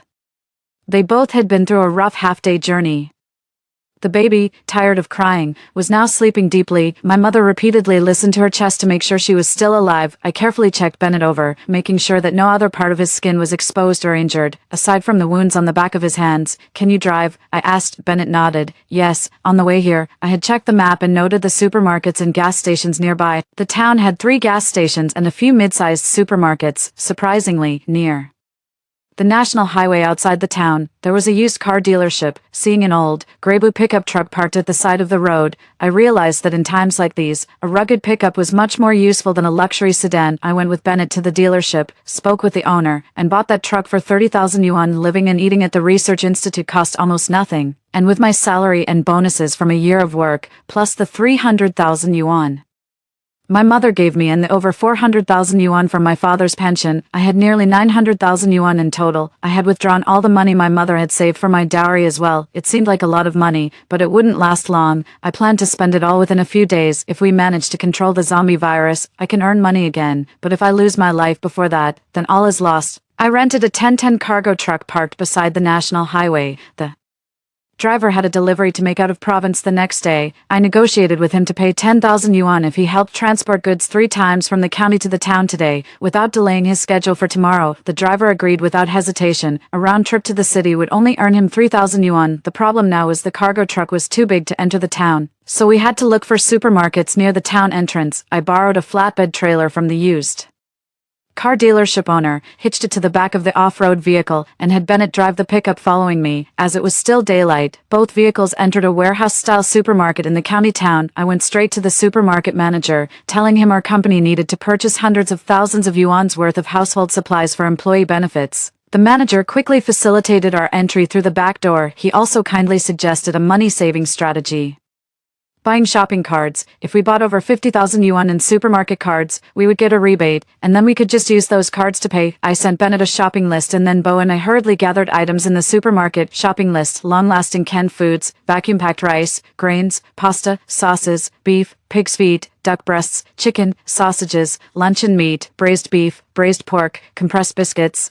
dried eggs, porridge, instant noodles, large quantities of vacuum-packed nuts. At this moment, I couldn't help but marvel at the greatness of canned and vacuum-packed foods. Dry goods were also essential: cured sausages, cured meat, various dried fish, dried shrimp, tofu skin, dried bamboo shoots, vermicelli, kelp, dried mushrooms, and dried black fungus, all kinds of durable foods, various types of seeds. As after the city collapses, hoping to buy fresh vegetables for vitamins and dietary fiber would be a luxury. Primarily, we would rely on growing our own food. Bo's yard is large, suitable for planting both indoors and on the rooftop, and the second-floor terrace could also be turned into a vegetable garden for periods when planting wasn't possible, and for some fruits and vegetables that couldn't be grown. We bought lots of vacuum-packed and freeze-dried vegetables: dried green beans, dried cabbage, dried lettuce, dried cowpeas, and dried peaches and apples, long-lasting pickles, sauerkraut, century eggs, and salted duck eggs. At this time, there's no point worrying about nitrates and health. Staying alive is what truly matters. Household items like various detergents, cleaning fluids, toilet paper, and sanitary pads filled another truck. Clothing for warmth, down jackets, and compressed thick cotton quilts, 10 beds worth. After loading 2 trailers of baby products, I thought of powdered milk. A valuable item not just for babies but for adults needing dairy products in the future. Getting fresh milk would be as unlikely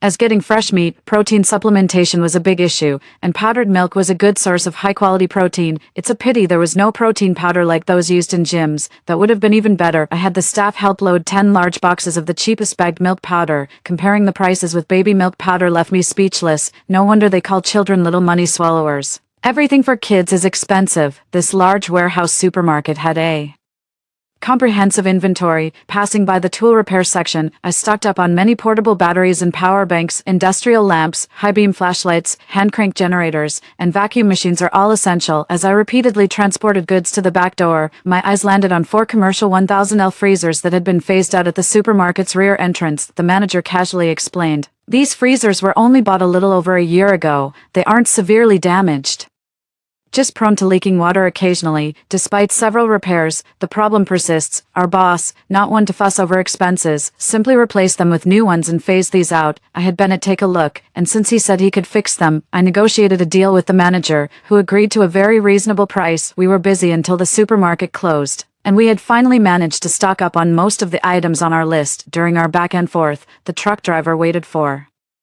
us by the roadside at the entrance to the city, loading up the goods trip by trip. Although we repeatedly assured him that we weren't worried he might drive off with the goods, the truck driver insisted on leaving his ID with us as a guarantee. The gene modification reagent had indeed significantly enhanced my physical abilities. Normally, I would have been exhausted after just 2 trips by now. Bennett and the driver had already taken several breaks, guzzling bottles of mineral water and sitting collapsed beside the truck, while I effortlessly hooked a bucket of oil with one finger and carried 200 pounds of peanut oil in both hands, leaving them both stunned by the end. Accustomed to the sight and numb from fatigue, I sent the driver an additional 2,000 yuan as a tip. Gritting his teeth, he stood up again, after over 4 hours of hard work, as the supermarket broadcast announced that it was about to close. The 3 of us, me, Bennett, and the driver, finally loaded up the last truck. The driver helped deliver the stock to an abandoned factory.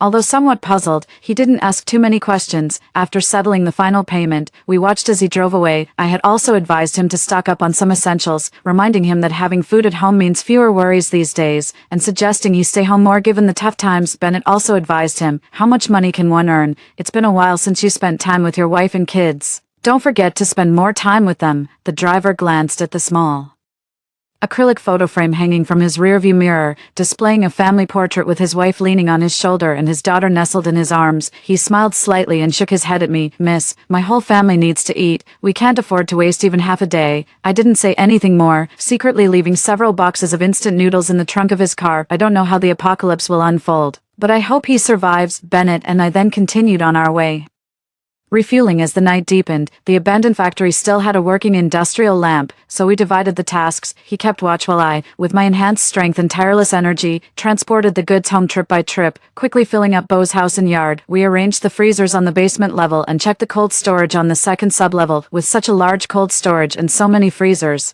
electricity consumption was a major concern. I hoped our power generation equipment could keep up, but if not, it wouldn't matter if we had to shut down the cold storage and use it as a storeroom. The basement was naturally cool and damp, making it an ideal natural storage space for food. After a whole night of hard work, even I, enhanced by genetic modification, was physically depleted. Bennett was so tired he could barely keep his eyes open, looking as if he had lost his soul. With no space left in Bo's house, we cleared the bed for my mom to cuddle the little one. While Bennett found a corner in the house to sleep, I lay down in the yard, listening to the sounds outside. Even if Bo's house was safe, it wasn't impregnable. When people are pushed to their limits, they can do anything. After so much activity tonight, the noise wasn't exactly quiet, and the neighbors surely heard it. Right now, no one would care too much, but when the apocalypse arrives, people panicking about losing food will inevitably turn their attention back to their homes, making it essential to enhance security measures. After squinting through to the next morning, Bennett, forcing himself to be energetic, got up, washed his face with cold water, and joined me in fetching the water turbine. We locked the door when we left and activated Bo's electronic security system, which would notify me immediately of any unusual activity around the yard. I remained vigilant throughout our journey. Although I didn't see any signs that the nearby town was affected by zombies, we couldn't afford to let our guard down. The streets were noticeably less crowded, likely due to growing skepticism towards the continuous debunking in the news. A new problem arose when I tried to contact the vendors selling the water turbines. After several attempts, someone finally answered, sounding weary. "Sorry,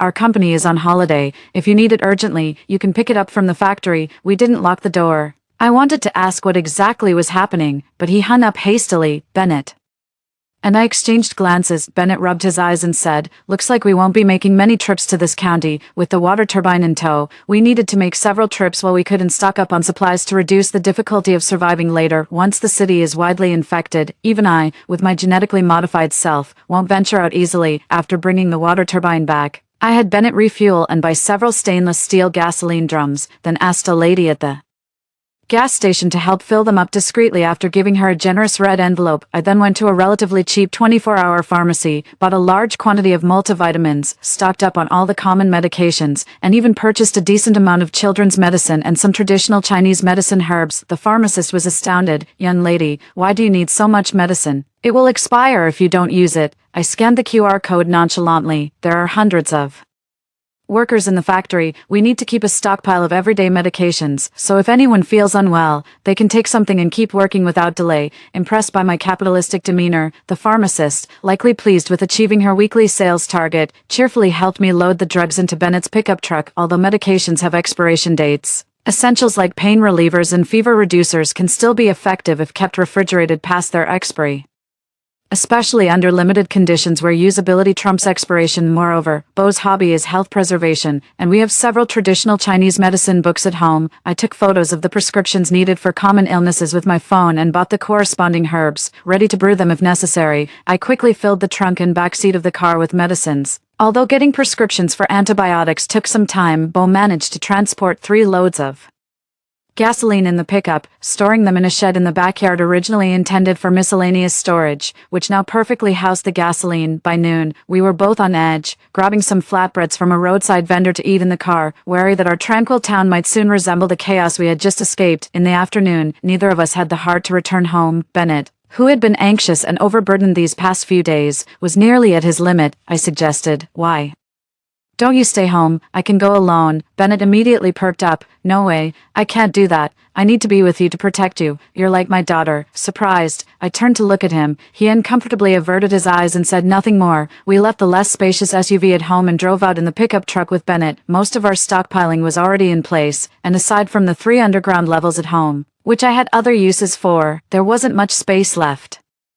However, we decided to add some fruit-bearing trees and vegetable seedlings to the yard, so we headed to the town market. There, we purchased a few fruit trees and some vibrant vegetable seedlings to bring back home, which would be quicker than planting seeds. I passed by an old farmer who was selling chicks and ducklings from a foam box towed by his bicycle. I purchased over 20 chicks and a dozen ducklings. The chicken vendor even threw in 2 goslings for free. After that, I stopped by another poultry shop and bought 3 hens and a rooster, tying their legs and placing them in the back seat. Throughout the journey, Bennett remained alert, eyeing the vegetable vendors who came from other areas. He offered them cigarettes and casually inquired about the real situation regarding the zombies outside. From the accounts of about 7 or 8 vendors, they all had encountered aggressive individuals whom they described as mentally unstable. One vendor even exclaimed that his wife had called him the previous night to say she had been bitten and was on her way to get a tetanus shot at the hospital. Hearing this, Bennett gave the man a whole pack of cigarettes and quickly urged me to leave with him. It happened to be a Thursday, and to our surprise, we found a KFC in this small town. Both Bennett and I were extremely hungry, so we got out of the car and bought 3 family buckets. Just as the cashier placed the buckets on the counter, screams erupted from the dining area. Bennett and I exchanged a look of bitter resignation,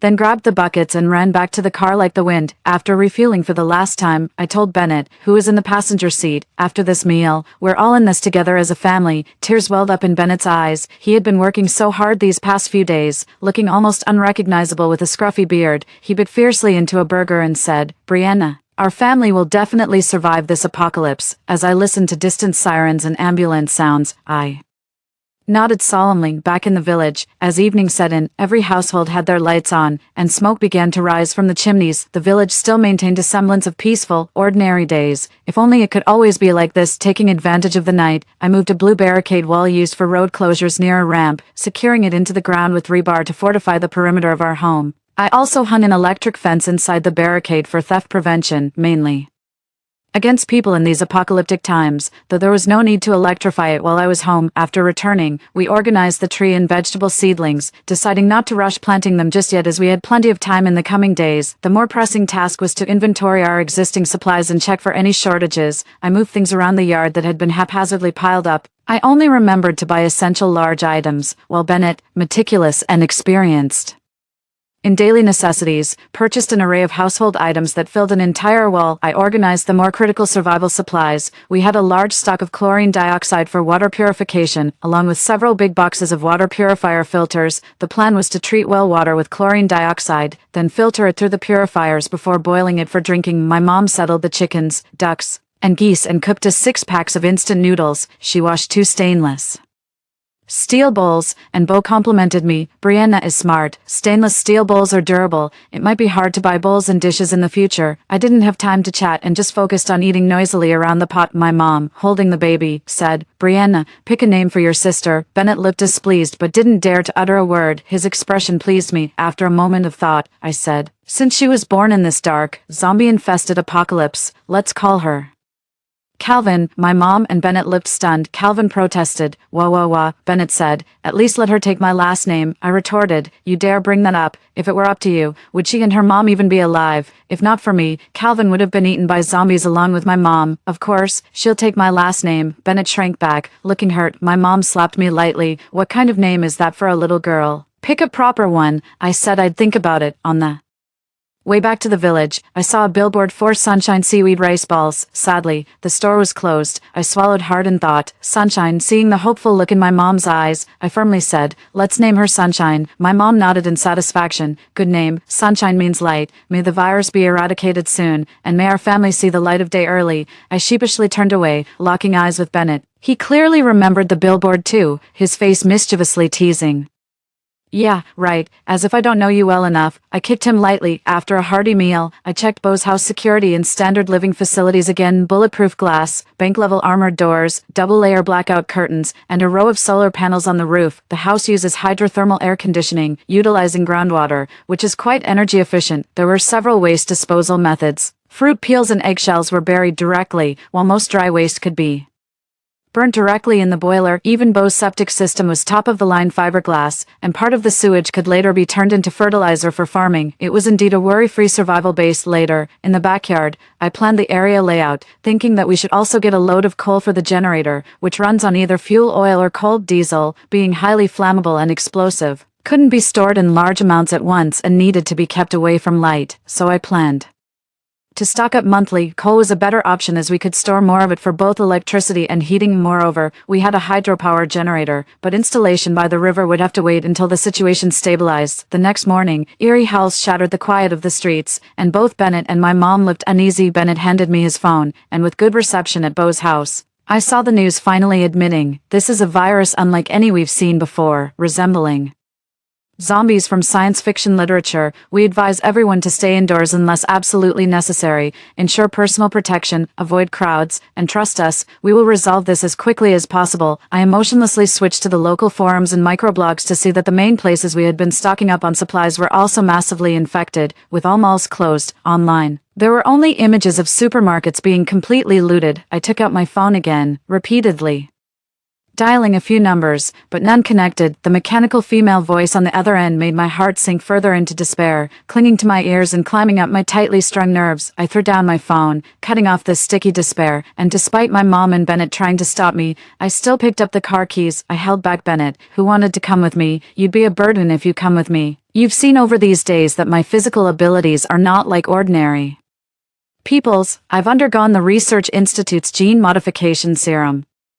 Going alone, I am likely to return unharmed, but with you, it's uncertain. Just stay home and guard our supplies until I return. I dealt with a zombie running through the streets in the village, then drove aimlessly on the national highway in my pickup truck. The national highway was less crowded than the city, but the roads into the city were completely blocked by vehicles fleeing from inside. All the buildings along the road had their doors and windows tightly shut and curtains drawn, a good sign indicating there were still survivors inside. The few supermarkets in town had been emptied. Watching a person lying at the entrance convulsing and screaming, I realized I felt surprisingly little fear, instead filled with numbness. If this apocalypse is endless, I, too, might become one of them. But is this apocalypse truly endless, with the results of pioneers like Bo who burned the candle at both ends, and with our fresh, spirited blood tirelessly pouring in, even now, even with the world collapsing before my eyes? My understanding does not allow me to doubt for a moment that we will eventually conquer the darkness. I grabbed a steel pipe from the passenger seat and took a glance at my weary face in the rearview mirror,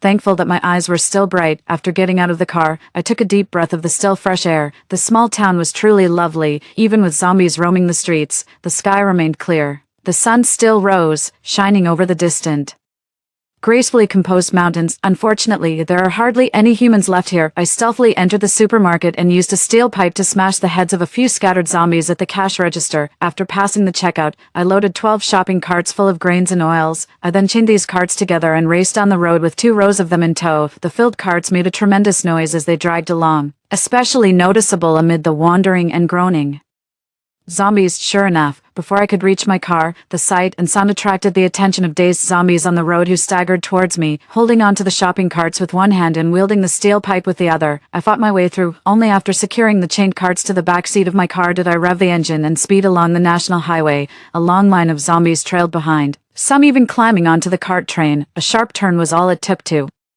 shake them off. They had long lost the instinct to hold on and avoid falling. Zombies ahead, drawn by the noise, also converged towards me. I drove over them without blinking, watching in the rearview mirror as they trampled over each other, driven only by their relentless instinct to move forward, to fall, to be crushed by their own kind. I drove slowly enough to let the zombies catch up, but could accelerate at any moment to shake them off. At times, I even stuck the steel pipe out to knock on zombies' heads, clanging loudly, deliberately drawing the attention of passers-by. Zombies. Suddenly, I noticed in the side mirror that a zombie had gotten caught. It was a small figure in the crowd, probably only weighing about 60 to 70 kilograms, making it easy to get snagged by the mirror and dragged along. It wore a blue and white school uniform, now tainted, flailing its limbs at me. Oh, it was just a school kid. I didn't bother to disentangle it and instead led the horde of zombies into a deserted industrial park. By doing this, I hoped to increase the survival chances for the town's remaining inhabitants. That was all I could do. Checking the rearview mirror, I had lost a large group of zombies. Glancing at the still-dragged school zombie, I unexpectedly marveled at the quality of our national school uniforms. They hadn't torn at all. When the rearview mirror finally showed no more zombies, I had reached a deserted stretch of road. I grabbed another chain from the back seat, got out of the car, and secured the struggling school zombie firmly to the ground. I stuffed a rag in its mouth, tied its hands, covered them with 2 layers of woven bags, put a helmet on its head, and threw it into the pickup's bed. The day in June had started sunny, but now it had darkened, with clouds overhead and thunder rumbling, signaling the approach of a heavy rain. I wasn't in a hurry, with the fuel tank nearly empty. I stopped abruptly when I spotted the nearest gas station, not far from the station. A familiar truck had crashed into a utility pole. It was the same truck that had transported supplies for us thrice before. I picked up a javelin from the back seat and went to check the situation. The truck door was damaged. The driver was gone, but the keys were still in the ignition. I took a deep breath. Perhaps he had managed to escape, and had even turned off the engine yet. Seeing the claw marks on the driver's seat and steering wheel cover, I couldn't deceive myself. How could a driver abandon his vehicle in a moment of escape? A wave of melancholy regret washed over me. All signs pointed to a grim fate for him. I tried to start his truck. The door wouldn't close properly anymore, so I left it wide open. The fuel tank was still full, and the boxes of instant noodles I had thrown in the back were still intact. As the rain began to pour and thunder boomed, the rainy weather helped me think, and a new idea began to form in my mind. I fueled up the car and grabbed 2 white plastic barrels from the gas station, filling them with fuel and tossing them into the back seat of the van. A torrential downpour has trapped me here. I wanted to call Bennett and my mom, but there's no signal here. My mom must be going crazy with worry. It's a good thing Bennett is there, otherwise, with her temperament, she might have come looking for me. The heavy rain came at just the right time, making some tasks more convenient. As the rain began to let up, I drove the van to haul a load of coal. I checked out 2 coal factories nearby the village, both supplying honeycomb coal for rural winter heating. They were small and didn't have much stock, but they had enough. This way, we wouldn't run out of coal without leaving the village. When I was leaving the coal factory with the coal, a small horde of zombies followed me.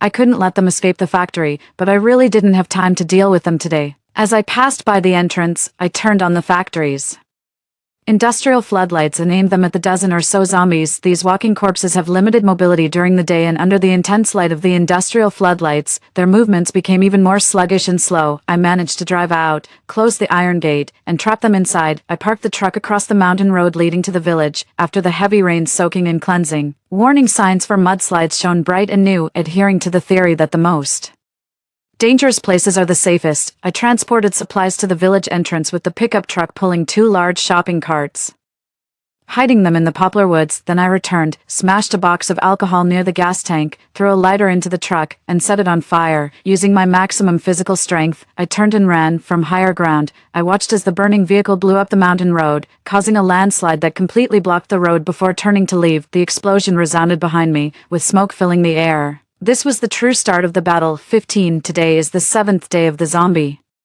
siege, and I've finally completed my basic stockpiling and completely cut off contact with the outside world, my family, and I settled down at Beau's place. My mom is busy all day taking care of the little one. Bennett takes care of our needs, preparing different postpartum meals for my mom and changing diapers and bathing the baby. The baby is breastfed and doesn't consume much formula, but we do use a lot of diapers. Due to evolutionary reasons, my body is energetic and strong, but my biggest problem is that I consume energy too quickly, often waking up hungry in the middle of the night and ending up drinking the formula myself. Bennett knows I eat a lot and serves my meals in a large bowl. His cooking is quite delicious. Having been a bachelor for 40 years, his survival skills are unquestionable. While eating, I suddenly hear Bennett's startled cry cut off mid-yell from the yard. My mom looks up alertly and holds the little one tight. Bennett scrambles into the house, slamming the door shut, visibly shaken, and stammers, pointing outside. There's a zombie on the truck. I pause, swallowing the food in my mouth, then remember the small zombie I had tied up in the trunk. Oh, I caught that one. I continue eating calmly. Bennett and my mom look at me as if I'm crazy. Why would you bring that thing here? For research. It's my job. After finishing the meal, I grab the unresisting small zombie and head down to the 3rd basement level. I had always planned to conduct experiments here, which is why the 3rd basement was left vacant. This is Beau's private research lab, equipped with all the necessary reagents and instruments for his late-night work. In the sterile room, I put on protective gear, strap the small zombie to a tilted experimental bed. During the process, it struggles and bites my arm, but being too small, it can't even leave a mark on my rubber gloves. It continues to struggle under my grip, but it was to no avail. I sealed its mouth with duct tape, bound its fingers, and firmly tied it to the bed with steel cables, much like wrapping a rice dumpling. Before dissecting it, I laid out a row of precise instruments and clasped my hands together, hoping the soul of this little one could rest in peace. From then on, I spent most of my time in the lab, apart from eating and sleeping, deeply engaging with the body of the little zombie. Occasionally, I would feed it thawed raw meat, but it refused to eat the long-dead poultry and livestock. I could only take notes, unsure whether it was just this zombie being picky or if all zombies were the same. I didn't have enough subjects for my experiments. Even with the air conditioning on, I couldn't slow the decay of the little zombie's body. Soon, it lost all its value for experimentation. After removing the last bits of decaying flesh, only its bones and the barely active prion in its brain remained. I tried to preserve those viruses, but I failed. After disposing of the little zombie, I dissected it, took brain tissue samples, photographed them, observed, and packed the experimental reports to send to the secretive research group where I was the only one sending messages and had not received a response in a long time. Ever since the day I injected myself with the gene editing agent, I have consistently reported every change in my body to the group. Although no one responded, I kept recording. I hoped someone, even just a pat on the back, would be enough. I always hoped that my peers were not infected, but I knew the likelihood was very slim. If the top minds most likely to develop a cure for the zombie virus had turned into zombies, what would become of the rest of us? 16. With no subjects left for experiments, I was utterly bored at home, like today when I discovered that dried mangoes soaked in water tasted just as good as canned ones. My mother worriedly held Sunshine. Our little Sunshine can't even have a proper checkup. At this point of escaping, let's not be too demanding. She hasn't even been vaccinated, and our medical supplies are just ordinary cold, pain, fever, and diarrhea medicines. We should be grateful if the little one can grow up safely. My mom gave me a glance. Bennett walked in, holding 3 eggs with a delighted expression. The hen laid eggs. We have eggs to eat now. That's a good sign. With eggs, we wouldn't have to worry about protein. I immediately decided to feed the hen more anyway. We had stockpiled so much food, it would just spoil otherwise. Might as well feed it to the chickens. Our family felt much safer living through the apocalypse, but our village housed more than just us. The day before we completely shut our doors, I counted mostly elderly and left behind children in the village. There were over 40 elderly and just a few children, with only about 20 young people. These days we often heard screams outside and could even clearly hear the zombies' sticky, mechanical chewing sounds near the backyard wall. In the first few days, survivors were too frightened to leave home. Rural people usually have the habit of stocking up on vegetables, and every household grows vegetables in their yards, so food at home could last about 10 days without issues. If there's a grain storage, there's no need to go out for a while. On the 4th day of the zombie outbreak, we actually lost power, but thankfully, the house's batteries had been fully charged, and with solar panels on the roof, our electricity usage at night was almost unaffected. Though household appliances and the cold storage still needed battery power, our family stayed silent, not venturing outside voluntarily. Sometimes, humans can be scarier than zombies. People can be utterly ruthless for survival, and what's most frightening is that humans are intelligent. Half a month later, some young people started venturing out for food. But most fell victim to zombies. After that, we no longer heard the sound of the gate opening. During this time, I went out to rescue a few people after hearing noises, but only managed to save 2 elderly and 1 child. The young people were all bitten, so I confined the bitten ones in an abandoned house. While they were still human, I couldn't bring myself to harm them. I could only deal with them without guilt after they turned into zombies, dragging them into the 3rd basement level a few days later. I drove all the zombies to that desolate house and locked them up. About a month later, there were no more zombies in the village. Only about 7 or 8 elderly people and 2 children survived this catastrophe.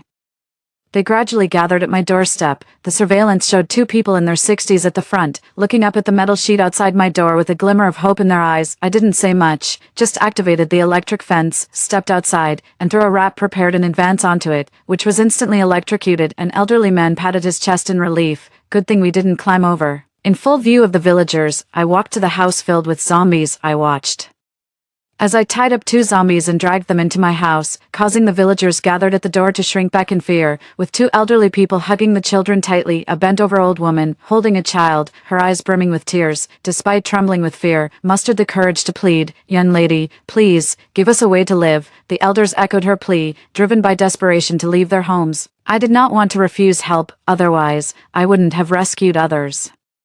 Days before, however, my home's food supply was not sufficient for so many people. I shook my head. I don't have much food at home. I've been busy renovating recently and moved in a hurry, so I haven't stocked up yet. I am strong, as you have seen. I can ensure your safety. I can share all our food with you. You just need to go back to farming like before, be self-sufficient, and we will try our best to restore your lives as they were. Several elders, assured by my promise, bowed deeply in thanks. I had Bennett drive the pickup to haul out 12 shopping carts hidden in a poplar grove, filled with well-preserved vacuum-packed grains and oils. Bennett distributed them to each household. My mother distributed vegetable seeds and grain seeds to each family, with just enough food to last for half a year. There would be no problem until the next harvest, and the elderly were overjoyed, thanking us repeatedly. The man who had tried to climb the fence told me about 2 piglets in the abandoned house. However, because of the zombies inside, no one dared to enter. Upon hearing this, I climbed the fence and managed to grab the zombies with one hand and rescue the 2 starving piglets with the other. The piglets, after a month, were incredibly thin, surviving probably because zombies couldn't open the pigsty door. It was unbelievable they had lived on the trash and dung inside the pigsty. The old man, seeing the bloody bite marks on my arm left by a zombie, stepped back in horror.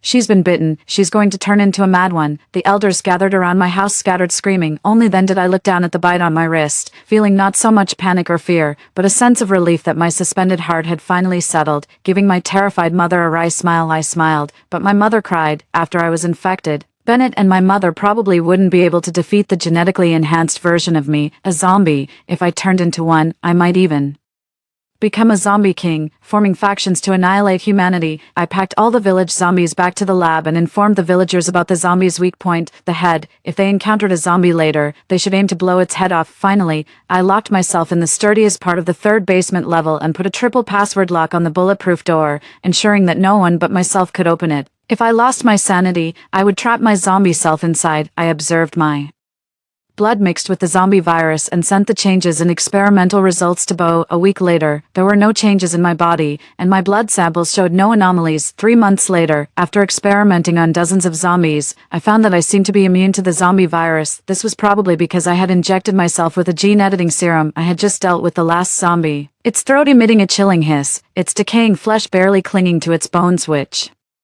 creaked as it still tried to bite me, though its spirit was willing but its flesh weak. When I returned home, I looked so disheveled that my mother did a double take upon seeing me. I was just as startled to see her, holding a creamy white baby doll. Had Sunshine grown so much? My mom was holding Sunshine, who was riding a pig. A pig? I examined the chubby little pig closely. I remember when we brought 2 little pigs home. They were nearly starving. My mom miraculously kept them alive with milk powder. Looking at the lush green mustard in the yard, the bent branches of eggplants, chili peppers, and tomatoes, the pumpkin vines climbing the walls, and the bamboo frames covered with bean and cucumber sprouts, with the cucumbers already half-grown, I couldn't help but marvel at my mom's skill. She was truly a descendant of Shinung. In the corner of the yard, surrounded by a fence, we kept chickens, ducks, and geese. In a few months, they had matured from their downy youth and would be ready For the dinner table by New Year's, with a proud wave of her hand, my mom declared, "This is all my empire that I've built. The chicks that hatched recently were distributed to the villagers. We're about to harvest the crops soon. Everyone has grain in their pockets now. No need to panic, and life can finally be good." The little tag-along stretched her chubby little hands out wanting to be held. I picked her up and she giggled, smearing saliva all over my face. Disgusted, I handed her back to my mom. There were no more zombies left in the village for me to deal with, so I was just lying low at home these days. Zombies decompose quickly in the summer, their tendons and muscles rotting away until only their skeletal frames remain, rendering them immobile and no longer a threat. Winter is more troublesome, the flesh decays slower, zombies need less to function, the nights are longer, and their activity increases. That was the last message I sent to the group before I turned off my phone.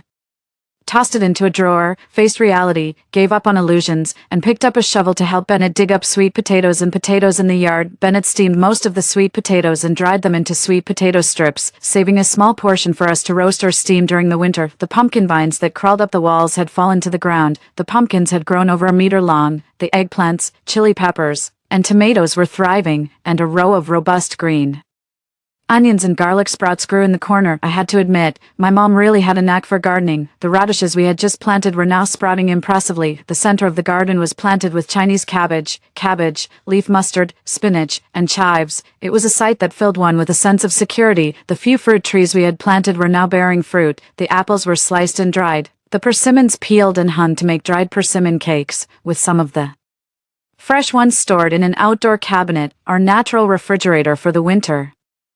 More than a year later, I was flipping through Bo's book on traditional Chinese medicine to give Bennett acupuncture. Sunshine, now over a year old, was playfully drawing on the pig with mud. Remarkably, the pig didn't struggle at all. Just then, the phone suddenly rang. Honestly, we were all stunned. Sunshine, because she had never heard a phone ring since she was born, tilted her head to listen carefully. Bennett and I hadn't heard a phone ring in a long time either. I sprang up and dashed to the living room's landline like the wind, answering the call. I heard that familiar voice on the other end, and suddenly, I found myself at a loss for words. After a few minutes and several prompts from the other side, I choked up. "Bo, I thought you were dead." It turned out that the fellow apprentices I couldn't contact had been secretly taken in by the state for protection, not that they hadn't contacted me, but that they couldn't reach me. I resent all the reports to them, collaborating remotely with comrades who were at a secret base. I was conducting field research on the virus, coordinating with my comrades. Bo, using my data, modified a genetic vaccine that could be used to prevent the zombie virus. Although we couldn't cure those already infected, we could protect those still uninfected. The state wouldn't give up on anyone. Zombies are the result of a virus, and this virus evolves as it spreads,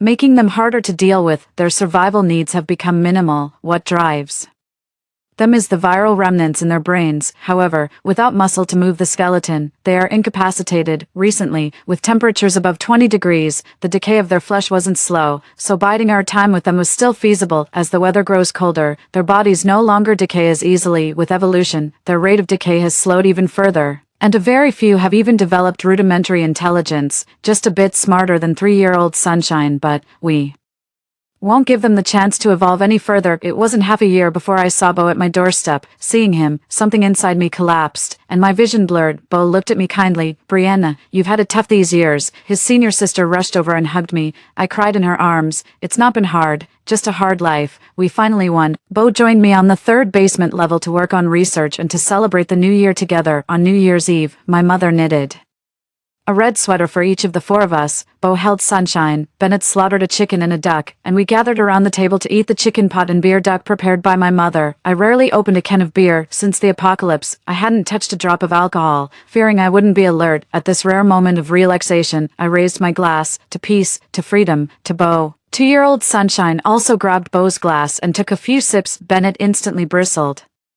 snatched the glass, and brandished a rolling pin. Seeing trouble, Sunshine quickly scampered off with Bennett in hot pursuit. Rolling pin in hand, I gave Sunshine a thumbs up. "You've got your sister's spirit."